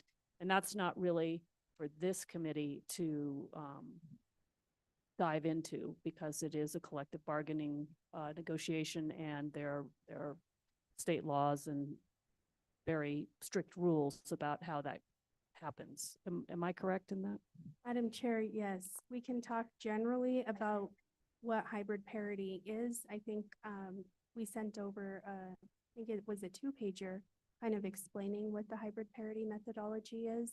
So generally, we can talk about it, but specific issues that are being negotiated at the table currently, we're not able to talk about in this. Right, right. And is that something you're prepared to talk about today, just briefly, that kind of how high, I don't want to, we didn't really talk ahead of time that I'd be asking. I know this is very technical, and I know your staff has been working very hard with the budget team and the finance department to implement the study, and it is a significant part of the budget increase to get us moving in the right direction on implementing what's been recommended. So I don't know, can you talk just a little bit about hybrid parity? There may be people watching who haven't heard, and this might be some information that would be useful. Sure. Madam Chair, yes, I can. So when we started the compensation study, the consultant Evergreen Solutions started out by meeting with employees, supervisors, directors, and I think some elected officials also participated. We received an overwhelming response that it's great that the city is participating in another compensation study to update our pay plan. However, there was a lot of comments that the city hasn't done a good job really implementing something where employees can move forward in the pay range once they get to that minimum pay. So we talked about ideas with those employees, what's important to you.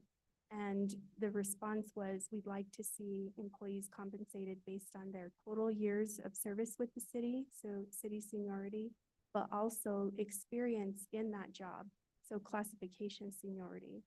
So the consultant took that information, heard it loud and clear, took the information, and developed what we are calling the hybrid parity methodology, which essentially provides for a calculation to give credit for city seniority as well as classification seniority, and calculating that with the pay range, and that would determine how an employee's compensation would look in the new pay plan as far as their seniority. And I think it was a really good methodology based on the feedback that we received, and it really does help city employees progress through the pay range, and we don't have so much compaction or compression at the bottom end of the pay range anymore. It's a little more spread out and it does give credit for class seniority as well as city seniority. I think we talked at finance about how there may be individual classifications or job, particular jobs where there are unique issues that your team will continue to address. So it was sort of like, it might not all be perfect when we put it out there, but we have to start somewhere in adopting the pay plan. And then your team's going to continue to kind of fine tune and work on some of these areas that may not have been adjusted for, I don't know exactly. This is not my wheelhouse. Maybe you can even identify a couple examples of places where there's been some things that need fine tuning, and that kind of thing will happen over time, was my understanding based on our conversation on this at the finance committee meeting, just the regular committee meeting. Madam Chair, yes, that's correct. When we have classifications that are really difficult to fill because the labor market in our area is limited, we're not receiving a lot of applicants. We work with the department, and even though a recommendation may have been made by the compensation consultant, we look at our local area. We look at how long has the position been vacant, what has been the response rate when we do advertise, and in some instances, we do have to make adjustments to account for that. An example would be the transit drivers. I think all entities are struggling to find drivers. Mayor Weber mentioned the public schools. I know other schools and, other entities that run buses are really challenged in finding employees. So we increased that pay. We knew what the recommendation was coming forward with the compensation study, but we worked with the department. They didn't feel like it would be enough. And we're hoping that with the new pay, it will help us hire more transit drivers. Okay. I think that's helpful just to understand sort of where, what's in the purview of us as counselors and kind of what's going on.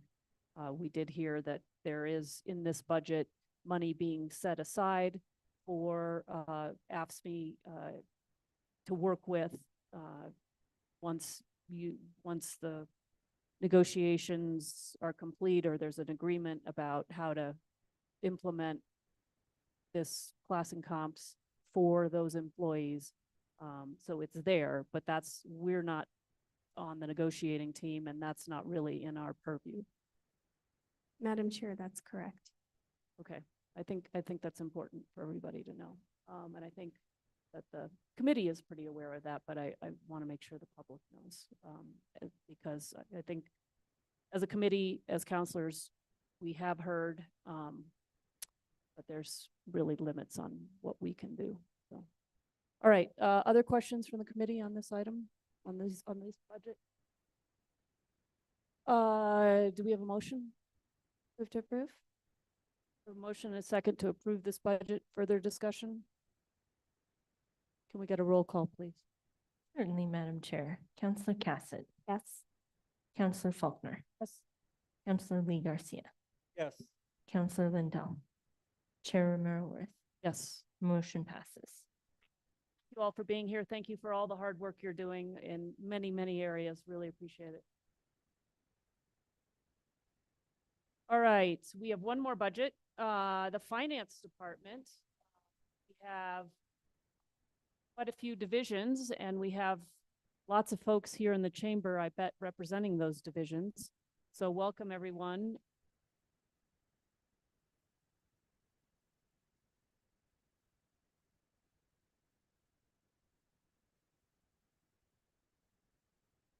Yeah, and while we wait to get everybody settled, there was a request to have the line item that's other operating funds, kind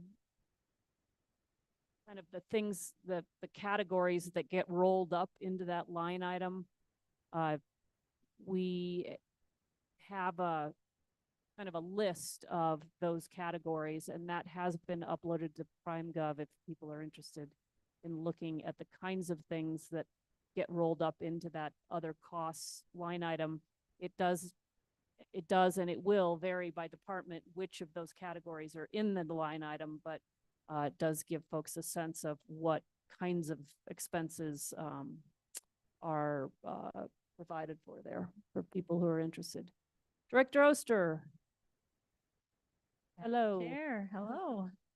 I will let you take it away and introduce folks on your team as needed and necessary. I'll just let you handle that, but welcome, and I'll let you take it away.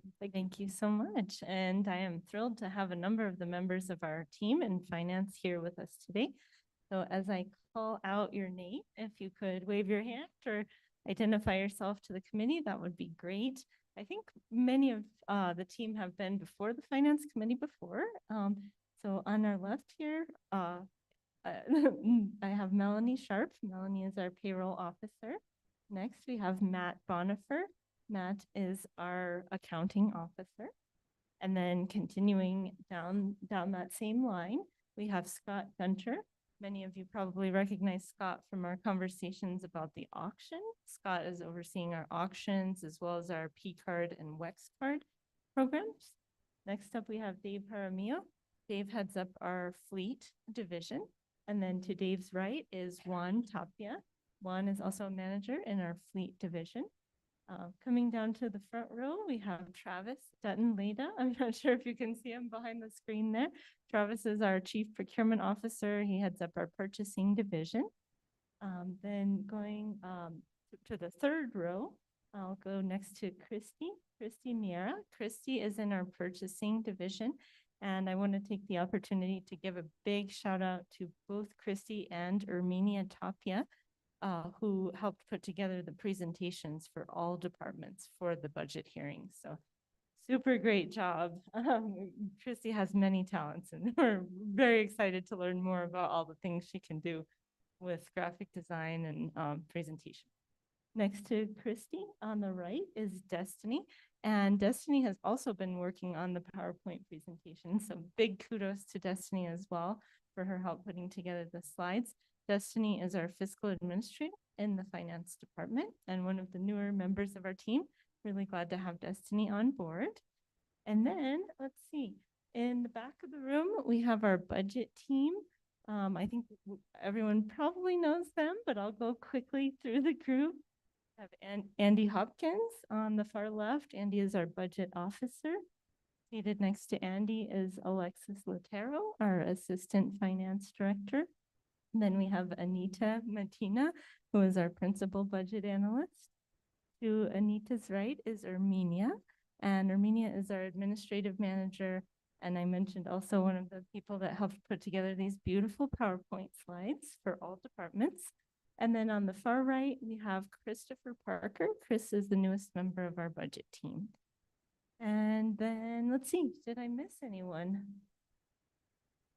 Right. I think I got everyone here in the room. We have a number of team members that are hard at work doing a variety of different important functions, which I'm going to talk about today. But it's great to have the opportunity to introduce the folks that are here in the room so you can put some faces with names. And with that, I'm going to dive into our slides.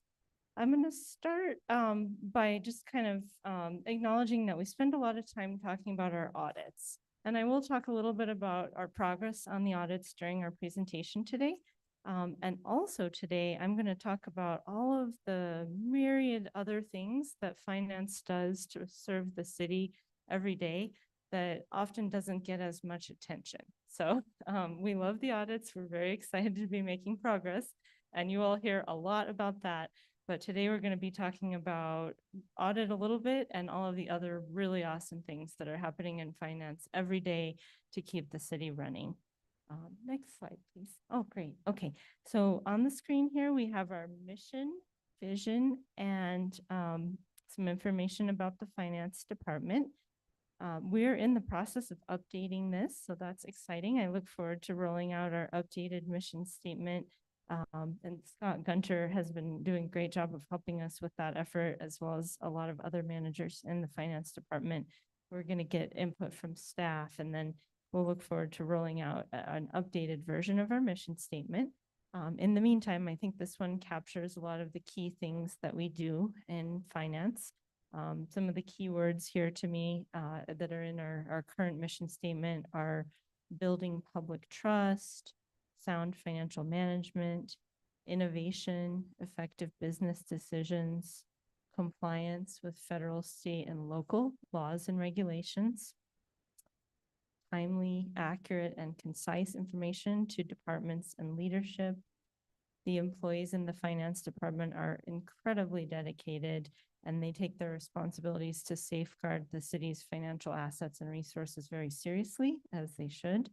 And, you know, again, the word trust comes up here again in the mission statement. We strive to provide excellent customer service to both our colleagues within city government and to the public at large, and build trust in our management of the city's financial resources. So that's a little bit about who we are. Moving on to the next slide, I am delighted to have a lot of accomplishments to talk to you about today. We've been kicking butt, in my opinion. We've been doing a great job in the finance department. So I'm happy to talk about all those awesome things that we've accomplished. On the first slide, a lot of this is our audit. We've completed 2 audits. We're on the verge of submitting our 3rd to the Office of the State Auditor. Just to refresh your memory on that, we submitted the FY21 audit to the state auditor at the end of June. It was released at the end of July. Then we submitted the FY22 audit in December, and it was released in January. As a reminder, we're working on FY23. We anticipate that that will be submitted to the state auditor's office by May 15th, and I'm optimistic that it'll be released to the public sometime in June, hopefully before the end of the current fiscal year. Just again, a reminder, the opinions, which is the most important part of the audit report for both FY21 and FY22, were unmodified on the financial statement and compliance audit. And in FY22, we achieved an unmodified opinion on the federal single audit. That is something we're very proud of. As a part of our implementation of new business processes for finance, we implemented a month-end close process in FY23, which we've continued into FY24.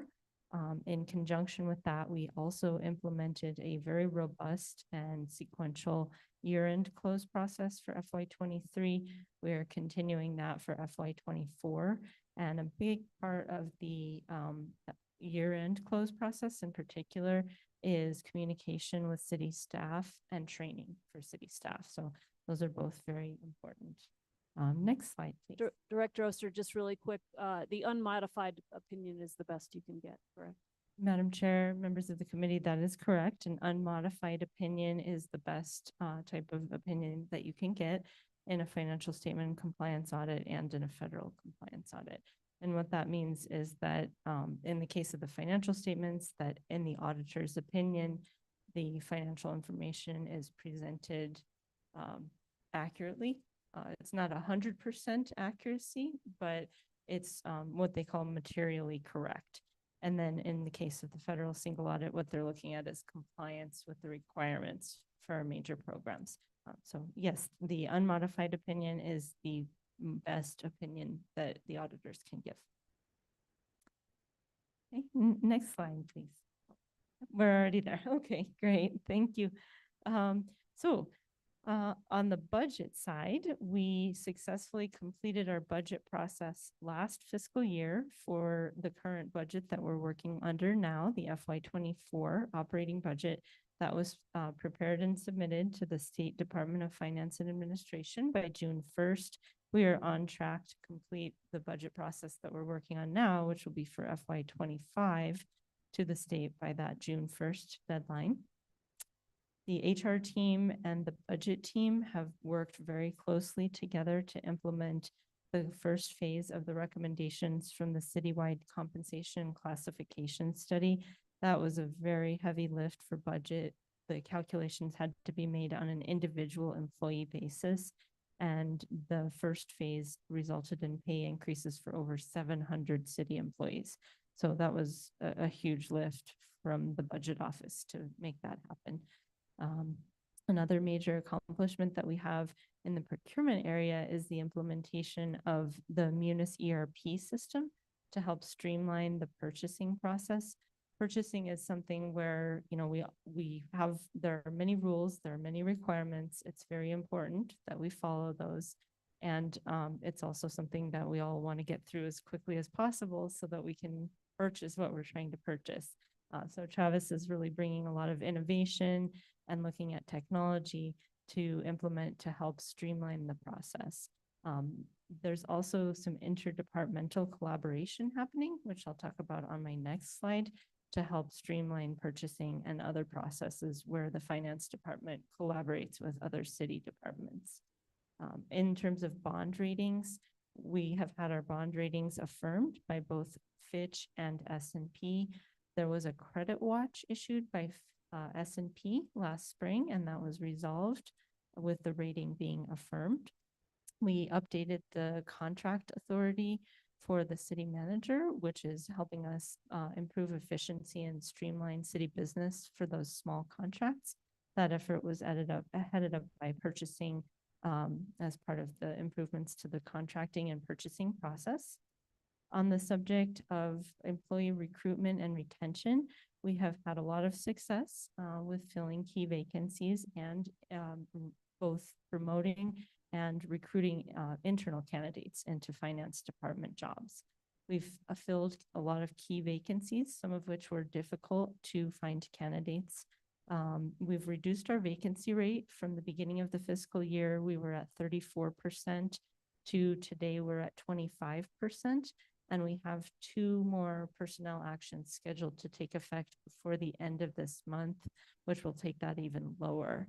We also are very excited. We're just this week starting to see some of the first list of eligible applicants for our positions since the new pay plan went into effect. And we are absolutely seeing more candidates. We have some positions where we've advertised over and over again, and we're just not getting any candidates. And all of a sudden now we're seeing 3 or 4 folks. So we're excited to be able to interview those folks, and hopefully they'll be a good fit and we'll be able to get them hired. In terms of the reduction in the vacancy rate, we currently have 5 more staff members in total than we did back in July, which is great progress. And we're continuing. It's a top priority for me and most of the rest of the team here in the room. The budget team is fully staffed, so they have the bragging rights right now, but we're having a little friendly competition to try to see who else can get to that very exciting mark. And so our goal continues to be filling our vacant positions either through professional development and promotion of internal candidates, retention of current staff, and recruitment of external candidates either from other city departments or from outside of city government. We're really investing in our workforce development and training. We have 8 staff attending the Munis conference in May. Munis is our ERP system, and we're heavy users of it in the finance department. So we're investing in 8 of our staff members to develop their knowledge and network with other Munis users across the country. And then we also have 9 staff attending the Government Finance Officers Association annual conference in June. I want to give a shout out to our Assistant Finance Director, Alexis Lutero, who's been very active in the Government Finance Officers Association and has served on a budget committee that is working on advancing new ideas in budgeting. So we're very lucky to have Alexis on staff. And when I get to talking about our goals for FY25, I'll talk about how we're going to put that knowledge to work. So it's excellent to have such a large team attending both Munis and GFOA. And I just also want to clarify, those are 2 different groups of folks. So overall, we have almost 20 folks attending out-of-state trainings in the next couple of months. Next slide, please. Great. Okay. So the per diem policy is something that we've been working on and that city staff have been asking for. We were paying out our per diem, which is our reimbursement rate to city staff that are traveling for city business. that was not updated for a number of years. And so we are just wrapping up the process to update it, and the new policy is expected to take effect at the beginning of May. So that is very exciting. On the fleet side, in terms of vehicles, we're implementing new processes to modernize fueling for city vehicles. Specifically, we're issuing WEX cards to city vehicles, and Scott Gunter is working closely with fleet and with all city departments on that program. A WEX card is essentially a credit card for fuel. And so we'll be issuing those WEX cards to city vehicles, which will allow city employees to utilize commercial gas stations for fueling. So that's a very convenient and much more modern way to handle the fueling needs for the city. That will allow us to close our decades-old city fuel tanks that utilize outdated technology and have really presented a lot of challenges to us. So that's really exciting. And we're just in the wrap-up stages of getting those WEX cards deployed. We conducted a citywide auction. The team, specifically Scott and David, really, and many others participated. But the team conducted a citywide auction in June of 2023 and participated in a statewide auction in October of 2023 to dispose of surplus, damaged, and unneeded city property. Those auctions generated approximately $1 million of net proceeds for the city, which we spent mostly on the acquisition of new vehicles for the Parks Department, where there was a very serious need to update the vehicles. The Fleet Division also launched a preventative maintenance program for the first time since 2018, which is really important. It shows how we're investing in proactive approaches. So rather than waiting until a vehicle breaks down, the fleet team is bringing vehicles in for preventative maintenance and helping do those early repairs or preventative steps that will help us avoid more serious repairs in the future. I mentioned communication and collaboration with other departments. This is something that I'm really excited to see, and the leaders within the finance department, both those in the room with me today and many others who aren't able to be here in person today, are really leading this effort. So I'm just going to give you a couple of examples of how the finance department is really focusing on communication and collaboration with other departments to help drive progress forward and improve our business processes to make things more efficient and easier for our colleagues throughout city government. So one thing that we're doing is that procurement is working with the legal department on streamlining the contracting part of the purchasing process. So that's exciting. Fleet is working with ESD and fire and vehicle users throughout the city to make processes more uniform citywide.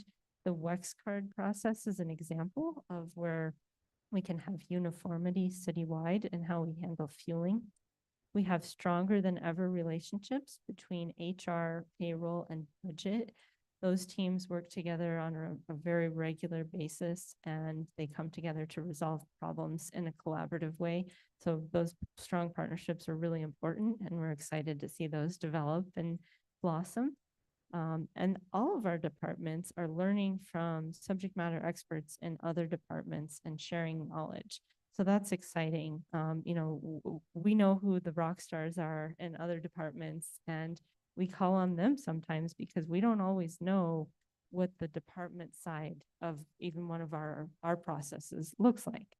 So we're developing those relationships where we can reach out to folks in public works, public utilities, and other departments and ask them to provide training to us and to their colleagues in other city departments who might need assistance with, say, entering a requisition, other things.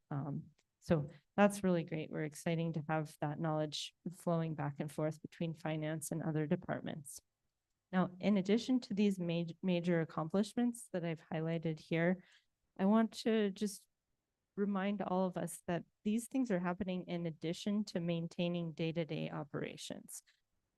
Finance is typically kind of a back office support function. So when things are functioning smoothly, sometimes we don't get a lot of attention, which is, okay with us for the most part.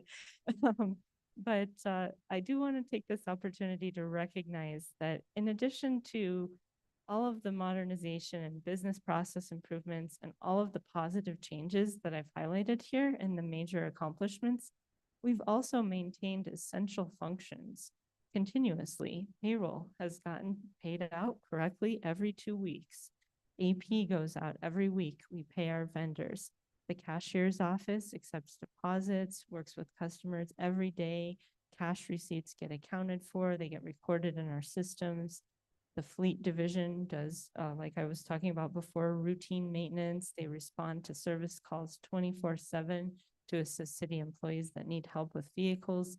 The purchasing department processes hundreds and thousands of requisitions, hundreds of requisitions and purchase orders to keep goods and services flowing into the city every single day. So as proud as I am of these major accomplishments that I've highlighted, I am also incredibly proud of all the things that happen on a routine basis every single day with honestly no input from me. This is our team doing all this work. They know what needs to be done and they take care of it. They get it done every day. So I'm really glad to have the opportunity today to highlight and recognize these critical functions that are performed somewhat in the background, but are essential to keeping the city running. And the consistency and accuracy that we all expect and consider essential is something that, sometimes we might take for granted, but we shouldn't, because when those things break down, the consequences can be serious. So I really want to thank my team for all of the hard work that has gone into these major accomplishments, in addition to maintaining our core functions and delivering on-time payroll, AP, purchasing, everything else, fleet services, everything that happens every single day in finance. So with that, I'm happy to talk about our goals for the next fiscal year. So next slide, please. Great. Okay. So looking ahead to FY25, we have the goal of completing our FY24 compliance audit, financial statement and compliance audit by December 15th. I feel that we're in a very good position where we are in the current fiscal year to achieve that goal. So looking forward to that. Our department plays a key role in administering the new high-end excise tax for affordable housing that will be going into effect in May. And I look forward to working with the team to administer that program in a way that maximizes the revenue for the Affordable Housing Trust Fund. We are on track to complete our FY25 budget timely by the June 1st statutory deadline. And then we'll have the next year's budget FY26, which will be due by June 1st of next year. In terms of our budget process, we are planning the implementation of a new budget software, Questica, that will enable greater capabilities in the budget office, including better management of operating and capital budgets, improved position budgeting, and a more efficient and effective means of working and creating budget scenarios both throughout the year and during the annual budget development process. And I really want to highlight that this is an area where Alexis, her work with the GFOA Budget Committee, both in identifying this and then putting us on a path to implementing this tool, has really been key. So I'm very excited about what that's going to mean for our budget process. And I think we'll start to see the results in next year and certainly in FY26 as we begin to use Questica. In terms of our personnel and staffing, we want to continue to shape the finance department and develop our professional workforce through a continuous focus on retention and recruitment of qualified personnel, retaining employees and developing them, providing them with professional development opportunities so they can grow and take on new challenges, new opportunities. We hope within the finance department is a major priority of our management team. In terms of technology, we have partnerships with ITT and with HR on a number of different modernization projects. I do want to mention the Kronos upgrade to Dimensions. Kronos is our timekeeping system, and it's quite old. Not as, I'm older than Kronos, but not that much older. So Kronos has been with us for a long time. We're looking forward to updating it to Dimensions, which will interface our timekeeping system with the new Munis ERP payroll software. So we've got the Munis upgrade complete. The new Munis system can receive information electronically from Dimensions. So we just need to complete that Kronos upgrade and get on Dimensions, and then we'll be able to eliminate a lot of the manual work that goes into our current process for our biweekly payroll, because those two systems will be communicating with each other. In terms of the Munis ERP system, it's imperative that we stay current on our upgrades of our Munis system. We had a major upgrade that was completed in January of 2023. There is another upgrade of the Munis ERP system planned for this summer. And in conjunction with that, the finance department is working on business process modernization projects for procurement, capital assets, including work orders and invoices, grants management, and treasury management, including cash reconciliation. So this is additional functionality within the Munis system that we are planning to implement over the next year. The last thing that I wanted to mention in terms of our goals is working with the facilities division to modernize and update our office space. In particular, we have projects that we would like to pursue for the fleet department, procurement, and for our cashier's office, where we have some employee safety enhancements such as bulletproof glass and panic buttons that I would really like to prioritize getting in place in FY25. Next slide, please.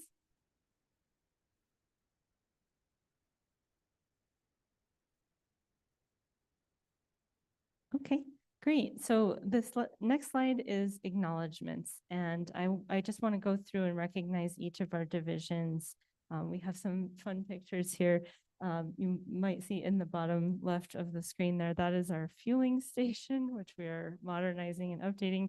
As you can see, it's old, so we're looking forward to having modern gas pumps. So I discussed with the team earlier this morning acknowledging every member of finance, and I would love to do that. But the team reminded me that we're the last presenter of the day, and naming 40 people, you know, they are all worthy of that. And so in my mind, that's what I'm doing. But in the interest of keeping things brief, I would like to just recognize each of our divisions, our budget division, which is so integral to this process that we're going through right now. They have a 0% vacancy rate as of next pay period for 27, and that is due to an internal promotion. So they have the bragging rights. That's the only division within finance right now that has that 0%. Several are right on their heels. The purchasing division has one vacancy currently, and we have several candidates for that vacancy. We're going to be conducting interviews soon. Hopefully we'll be able to fill it. That is one of the positions that we've really struggled under the old pay plan to fill. And now that we have the new pay plan in place, we have 4 candidates. So exciting. In our fleet division, we also have one vacancy. We are actively recruiting for that, and hopefully we'll be able to get that last position filled soon. In our payroll division, we have 2 vacancies. We have one that's in active recruitment and one that we're looking at for a reorg. In the grants division, we have 2 vacancies, again, actively recruiting. In treasury, we have 3 vacancies, actively recruiting. We have all of our positions in finance, except for one that's involved in a reorg, either advertised or post-advertisement, where we have lists of eligible applicants to interview. So that is really, really exciting. In our controller group, where we've struggled the most, that is where many of our accountants are stationed in the controller group.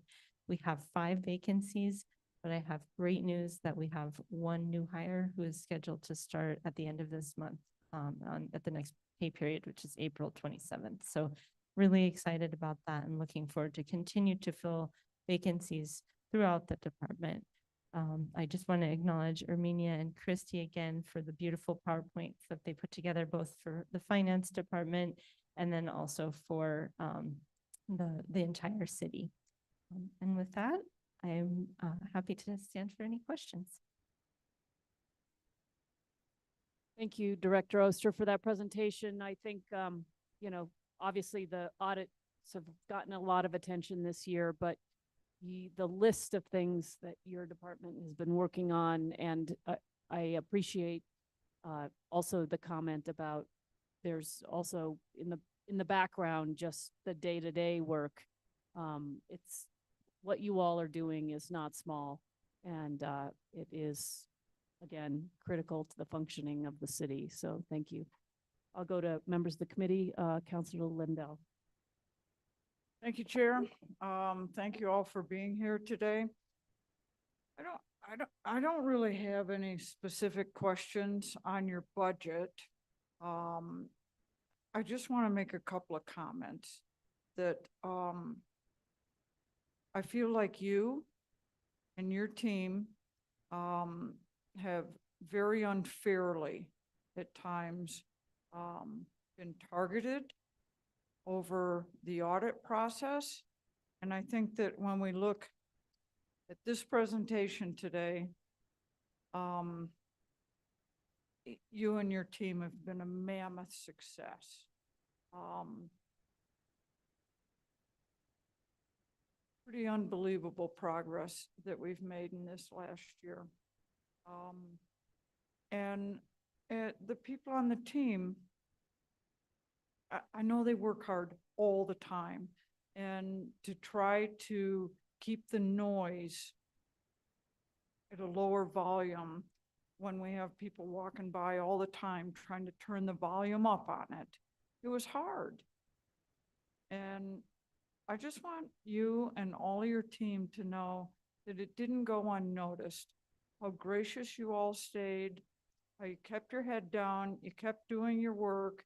And what was amazing to me is that not only did people not leave and walk out the door, with your leadership and the people that you put together on that team, people came toward that team under the hardest of times. And I really congratulate every one of you in how you handled yourself and conducted yourself and did crazy amounts of work. Please know that it did not go unnoticed, and that some of the public displays that were directed toward that team were deeply unfair. So happy times are here again, and let's keep moving forward. I hate being locked out of that end of the hallway, but I know why that happens. And usually someone lets me in. So thank you very, very much. I have no specific questions on the actual budget that you've presented, but I did want to express my gratitude to you and the team that you put together. Thank you, Chair. Thank you, Counselor. I'm going to go to Liga. Since you went first last time, I'll go to Counselor Garcia and then back to you. Madam Chair. Thank you, Director Oster, for the presentation, and to all the team. Kudos to everyone working together. Makes a difference. And I have a question. You mentioned something at the end of your presentation in regards to the fueling station, that is something that you're going to be redoing, coming back line. How is that going to work with the WEX cards that we are implementing? And my understanding of that fueling station is that it's antiquated, it's old, and the software is also not doing what it's supposed to be doing. So what is that going to look like in terms of investment, and why are we doing that if we're going to WEX cards? Madam Chair and Councilor Garcia, thank you for the opportunity to clarify. I think I misspoke on that. We're decommissioning the city-owned fueling station and transitioning to the WEX card program. The remodeling that we're pursuing for fleet is for the offices inside the building. It's not for the fueling station. So the plan is to transition over our fueling needs to WEX and then shut down the fueling station. And we will need to work with the state environment department in order to properly shut down that facility. Sure, Thank you, and I heard that and I was like, whoa, I thought we're going to WEX and, you know, I think that is a smart move in regards to, you know, what it takes to operate a fueling station and, the environmental requirements, EPA and so on. All it takes is a leaky tank, and not putting the investment into that again, if we're going to WEX. Thank you for that. You mentioned something about the Questica implementation. And so that is, can you elaborate a little bit more on that and kind of a time frame as to when you would expect that to be fully implemented and how it integrates with the rest of the city? Obviously, when each department comes up to present, you can see the connections between all the departments in a sense, and how are we, you know, again, connecting the dots and making everything work together. And I think that's the most difficult challenge in the city overall. So if you can maybe just address that a little bit, thank you. Thank you, Madam Chair and Councilor Garcia. I'm going to ask our budget officer to talk about Questica. Madam Chair, Councilor Garcia, we're going to begin the implementation process in May. We are hoping to have it fully in line by sometime in the fall. It's one of the things that we've learned from other cities that have implemented Questica is that the real difference between success and failure, or near failure of it, was insufficient time, resources dedicated to the implementation phase. So we are going to take our time with it. We will have a new staff member at that point, and as well. So we're going to have a really long, extensive implementation process where we can get to know the software and then begin to train departments in rolling it out. We are also going to be working with certain key staff in other departments outside of finance, particularly in the capital budgeting area, that will be able to work with Questica as well. And it is a budget software, but it's not just for budget. We want to be able to have other entities within the city take maximum advantage of the capabilities of the software. It will really, we're looking for it to really expand our capabilities throughout the city. And so, but yeah, that's the timeline. We're anticipating having it fully up and running by sometime early fall. Thank you. That is a very interesting portion of going forward, I think, in regards to the city in general, to forecast and budget, where, I don't know if it would take a historical look as to where we were, where we are, and where we will be, but obviously, data entry and with new systems, I know that's pretty involved, and training, obviously, through the implementation process is probably most important. That's the only questions I had on Questica. You did mention Kronos, and you said, we're looking at replacing Kronos and changing into a new software system that would also integrate. Again, we want to look at integration and how it all works with the overall city IT. Madam Chair, for that question, I'm going to ask our subject matter expert, Melanie Sharp, in payroll, to talk about where we are with the implementation of the new timekeeping system. Councilor Garcia. We are working with ITT to get this implemented. We have a tentative go-live date of May that may get pushed back. We're doing a lot of testing to ensure we're not going to have any problems, since this does involve payroll. It's very sensitive. We don't want to jump the gun and then have people not get paid correctly, because that would be a bigger mess. So we don't want to move too fast. We want to take it slow, make sure we're testing. And we're working with several departments as well as ITT to do this testing and to get it online. So I would say we should be able to go live this summer, but we don't have a tentative date. Thank you. Will both systems kind of be working together until you work out all the bugs and the quirks, of learning the new software system? Madam Chair, Councilor Garcia, so currently, our two systems do not talk to one another, so we pull the information out of Kronos and we have to have it converted and then we put it into. It's a longer process. We do it overnight on Monday night. So with the upgrade to Dimensions, the Dimensions will talk to Munis, so we shouldn't have that extra step anymore. It should be more streamlined. It'll be easier for us and it should be more accurate. Thank you. I think that during a transition period, it's always difficult. You've got to keep your eye on both and making sure the T's are crossed, the I's are dotted, and everything is accounted properly. And so thank you for that. Thank you for that. I'll move on to one other question in regards to, and I may have missed this under your vacancies. I know that one of the areas that we obviously have had issues with is our grants manager.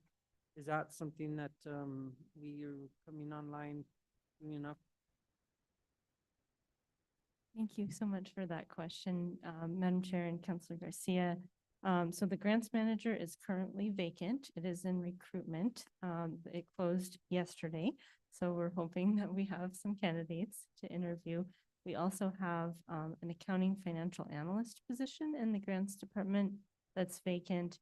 That posting closed on Monday, and we do have several candidates for that. So we are actively recruiting for both of the vacancies in the grants department. In the meantime, Matt Bonifer, our accounting officer, is doing an amazing job of taking up the reins there. And our accounting financial analyst, we have two current accounting financial analysts, Kathy Thompson and Brittany Goulet. And just this pay period, Kathy Thompson stepped into temporary promotion into the acting grants manager role. So we still need more people in that group. We have 2 vacancies out of 4 positions, but the team has really come together to cover that workload. And we are actively recruiting for those 2 vacancies, and we hope that we'll be able to fill them soon. Thank you, Director. Last question, and this will just kind of go to what I'm looking at for salaries, wages, and benefits. You have 6,016,684 budgeted. And I'm looking at the contractual and utilities, 4,250,000. And so, again, kudos with the audits that are coming back in, and are we potentially looking at in future year budgets for this contractual money to be reduced? Obviously, because we're filling positions, we're taking on more in our departments, and may not have the need to go to our outside contractors to help us with our audit situation. Madam Chair and Councilor Garcia, I think that's a great question. And trying to figure out our contractual needs for FY25 was one of the most difficult parts of the current budget for our department. You may recall that I came back to you twice this year to request increases for contractual services to ensure that we were able to move as quickly as we could with getting the audits completed. We have some additional projects that we are planning to utilize contractual support for in FY25, but we are certainly going to be looking for opportunities to shift that work to city employees as much as possible. So some of the projects that I have in mind for our contractors in the new fiscal year have to do with training and documenting processes and helping us, take on more and more of that work. So we absolutely are thinking about ways that we can reduce our reliance on contractors. I think that we will still have enough vacancies that we will still need support from contractors for at least a portion of FY '25. And I wanted to make sure that we have sufficient resources to ensure that, you know, once we finish the FY '23 audit, we can remain on track to complete the FY '24 on time and then stay on track for FY '25. So, you know, I wanted to make sure that we had enough budget to cover, you know, the maximum possible need that I foresee from the contractors. And I really appreciate the support of the budget team to do that. But I also want to assure the committee and the governing body as a whole that we are looking for opportunities to take on additional work with the team, and particularly as we get more staffed up. As I mentioned, our controller team continues to still have the highest vacancy rate in the department. Bless you. That is the group where Clifton Larson Allen in particular helps us the most, covering some of the work that will eventually be done by those vacancies. You know, we're about to fill a position later this month, and then we'll still have 4 more vacancies. So as we get those vacancies filled, we'll be able to take on more and more of that work ourselves. But I do anticipate that we will still need contractual support in FY '25 in order to ensure that we are able to meet our goals of completing the FY '24 audit on time and positioning the city for an on-time FY '25. Director, and just kind of to look at the numbers, you know, 21-22, we were at 3.5 million. 22-23, we're at 4.4 million, so $1 million more in salaries, wages, and benefits. Mid-year, we were mid-year, we were at 5,742,000, and now we're budgeting 6 million. So we've increased quite considerably, and I know for good reason. We're staffing the department. You know, if you go to the contractuals, you know, you're at 2.3, going up to 2.6, going up to 5.1 last year. Now you're back down at 4.2. And so again, kind of seeing the trend between the two and possibly seeing how they would, as your staffing levels get higher. And obviously, you know, this governing body has been very gracious and obviously supporting that. I think that would go into the future, but we do want to obviously get back on track and see. Time will tell. And so I'll leave it at that. And one other thing, and I don't know, this may be a question for Andy, but transfer to other funds, you're at 10 million. Where's that going? Madam Chair and Councilor Garcia, I will defer to Andy on the transfers.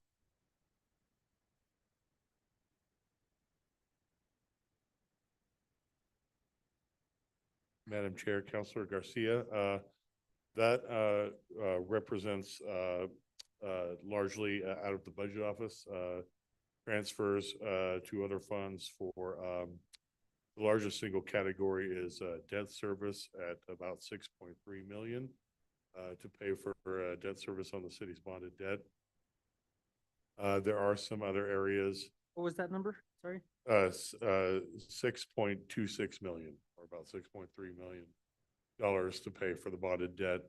There are also a variety of areas where we can partially subsidize out of the 0.5% GRT fund, which is included in budget.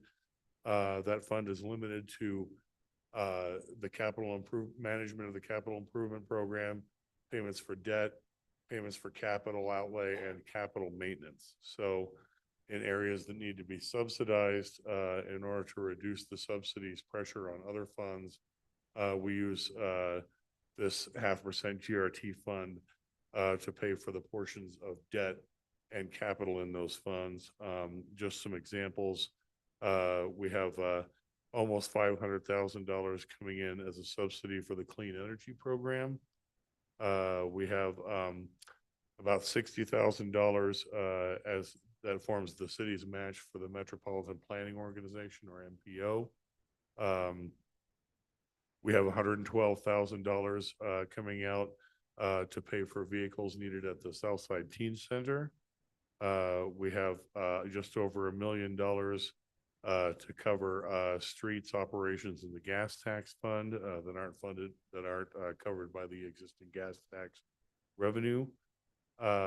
We have about a little over 2.3 million to subsidize capital and the debt service requirements of the Midtown campus. Finally, we have about a little over $340,000 to subsidize debt service needs in the transit fund, and just a little over $100,000 to support capital needs at the GCC. Thank you, Mr. Hopkins. And so the biggest portion seems to be that to 6.2 million. What, can you explain a little bit more of what that means, the debt service? Is that? Certainly. When the city issues debt, we haven't for a few years, but when we do issue debt, it is backed by the gross receipts tax. This is the means by which we pay back that debt. It is on an amortized schedule where every year we pay principal and interest for the life of the bonds. If I'm not mistaken, most of them last for 25 years, give or take, depending on the issue. We are, still paying off quite a bit of the old issues. Of course, as we pay down the debt, the amount of debt service that we have to cover goes down a bit. That's why you probably noticed the transfers to other funds went down a bit from last year to this, or from the current year to next year. That is almost entirely due to debt that has been paid off. Of course, we love to see that. There is still a substantial amount of debt that remains to be paid off. As far as the outlook, we are hoping that interest rates will start to cool off pretty soon, and then we can start to think about issuing more debt. Right now, I am, about a little tentative in recommending that we issue more debt, just because interest rates are pretty high. Money is about as expensive as it's been for quite a few decades right now. So issuing debt in a high interest rate environment like we have right now may be a little bit, something that we have to think twice about. Hope that answers your question. Does, and I just, again, for clarity, I did see the drop from last year to this year, and that's really all the questions I had. I really appreciate the thoroughness of the presentations and what you went through. Obviously, we've been in catch-up mode with our audits, and it's getting all the departments and everyone to work together to get this very critical piece to our city government back on track. Again, thank you, Director Oster. Kudos to you, and I'll yield the floor. Thank you, Madam Chair. Thank you, Counselor. Counselor Faulkner, sorry. First, I want to just thank you guys for all the work you put in and for helping to get some of this stuff on Prime Gov for the public and working with us on that. And then, can you go into the per diem changes a little bit? Or is it?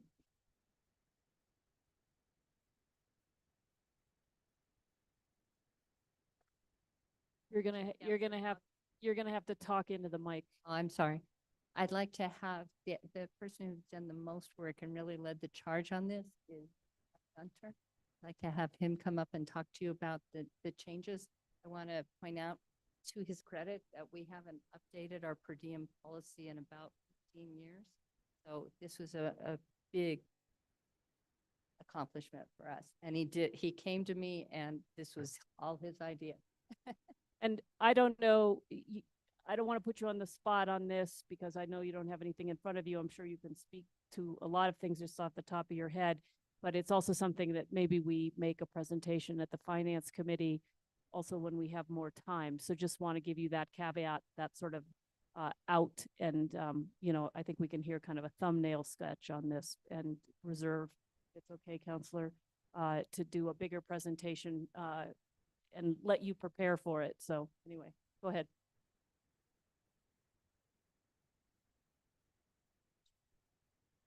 Chair, Councilor Faulkner. Yes, we've obviously experienced some time where the per diem since approximately 2009, 2008. And to summarize really quickly, we're getting on board with we're following the state's per diem rules.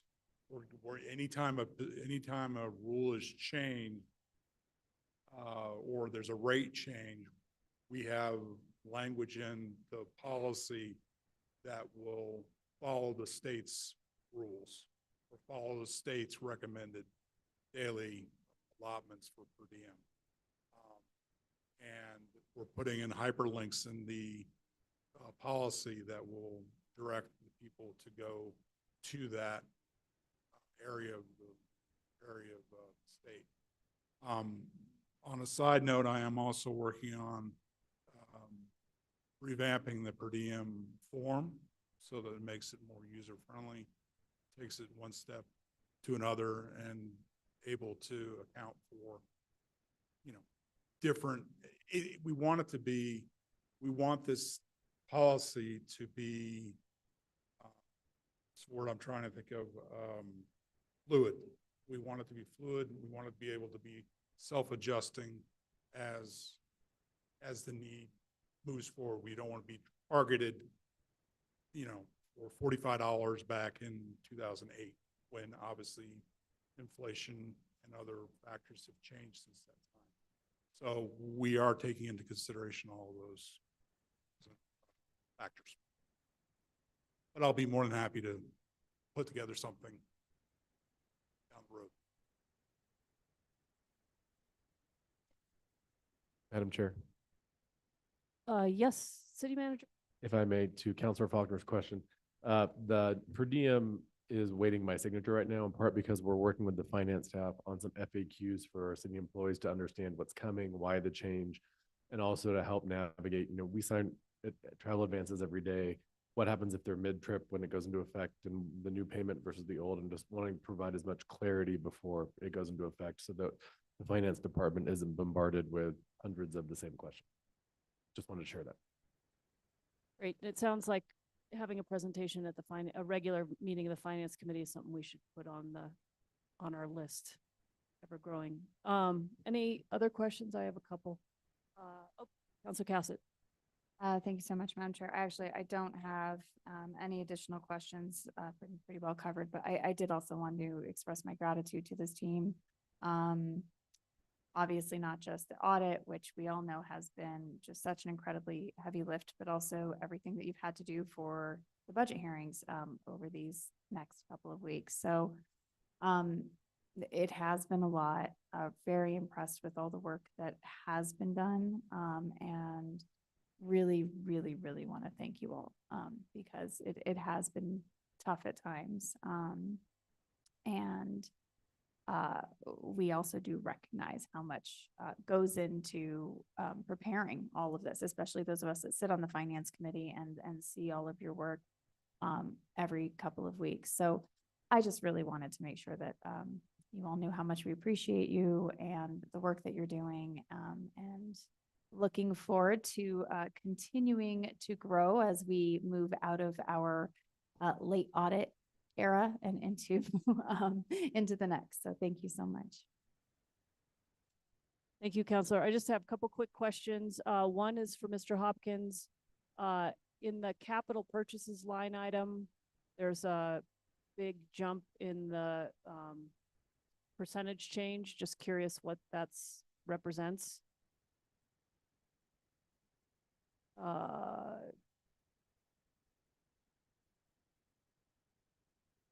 Looks like $59,000 was spent for something or multiple things, capital purchases.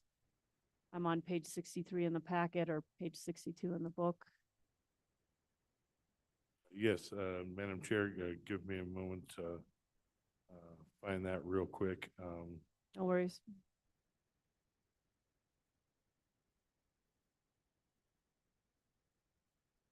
I Don't remember that one. Yeah, so capital purchases in 21-22 was $619. In 22-23 was $16,900 roughly. In 23-24, $34,000, give or take a little. And then the proposed is 93,000, so there's a $59,000 add. Just curious what you all are purchasing that's making it jump. Madam Chair, the majority of that funding is for the remodeling projects that I believe Director Oster Okay, lost my microphone, sorry. That would be remodeling of various areas. We have $62,130 in finance administration for those purposes, $31,162 in purchasing, and $14,121 in treasury for various office reconfigurations. okay, great. That's helpful. Thank you. The last thing I want to talk about is the exciting news about Questica and how the Finance Committee will be able to benefit from that. I'm hoping that that software will help us do budget to actuals and allow us to do that more frequently, especially once we have audited numbers. And that is something that we'll be able to utilize and that you're working on implementing, correct? Yes, Uh, ma'am, absolutely. Think it's going to be much more flexible. It'll allow us, as Dr. Oster mentioned, allow us to run scenarios. What happens if we do this, you know, it runs scenarios and make decisions based on those kinds of things.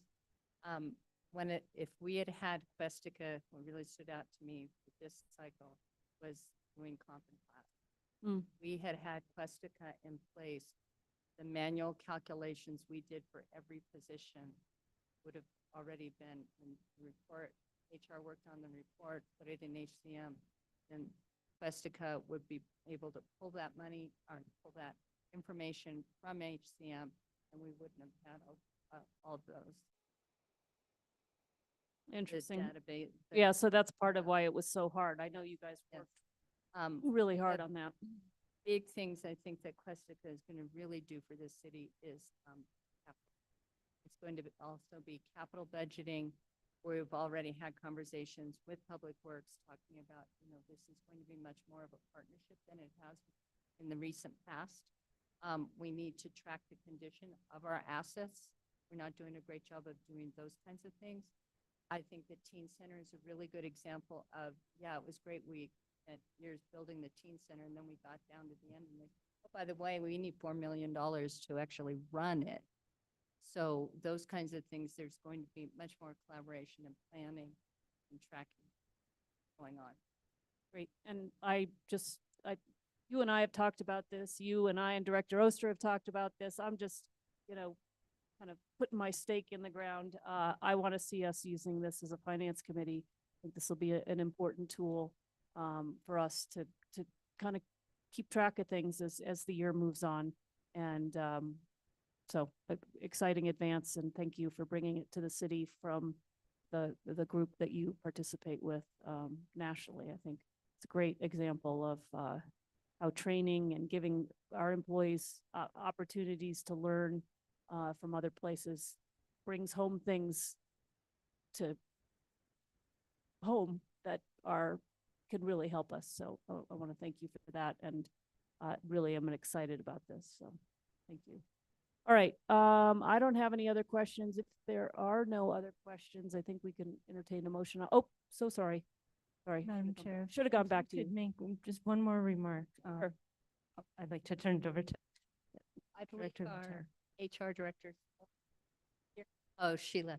She came to us, and this has been a big project for budget and HR to do comp and class. And one of the really huge things that is going to help us in retention and recruiting, and that I'm very excited about, is the ranges, and I think now we're calling them grades, have all been updated. This would, we've run into this problem over the past few years that we couldn't pay people above the top of the range, and that we couldn't hire people in where people were actually being paid because you could earn over the top of the range, but we couldn't hire you in above the top of the range.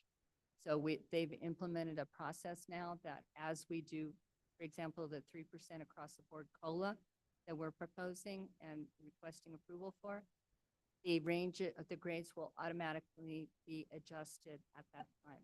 So we won't be 15 or 20 years behind on where we're paying people. I think that's really exciting. And like I said, the HR director asked me to bring that up to everybody's attention. Yeah, I think that is important news and something to dial into, so thank you. Appreciate that. Director Oster, anything else? I think I've thanked you all, the team, over and over again. You're probably tired of hearing me do it. But I think I'm thankful that you've been recognized by all the members of the Finance Committee for the work you've been doing, because it is really extraordinary. And we are going to come out of this hiccup of an era and look forward to brighter days and new tools and just more things that we can do. So thank you for all the work that you all have put in. If there's nothing else, we entertain a motion to approve. Second? A motion and a second to approve this budget. Director Oster, can you call the roll from your seat down there? Certainly, Madam Chair, I can do that. Counselor Cassett, Yes. Counselor Faulkner, Yes. Counselor Garcia, Yes. Counselor Lindell, Chair Romero Worth. Yes. Motion passes. Thank you. Congratulations. All right. Thank you, everybody, this was a long one today. Thanks for sticking with us, and we will resume again at, I believe, 1 o'clock on Tuesday, correct? Madam Chair, yes, our next regular meeting is at 5 p.m. on Monday. Oh, yes. We do have a regular meeting next week true. on the 22nd at 5 p.m. And then our next budget hearing is on Tuesday, the 23rd at 1 p.m. And we will be reviewing the budgets for community development and general government. Great. Thank you. We are adjourned.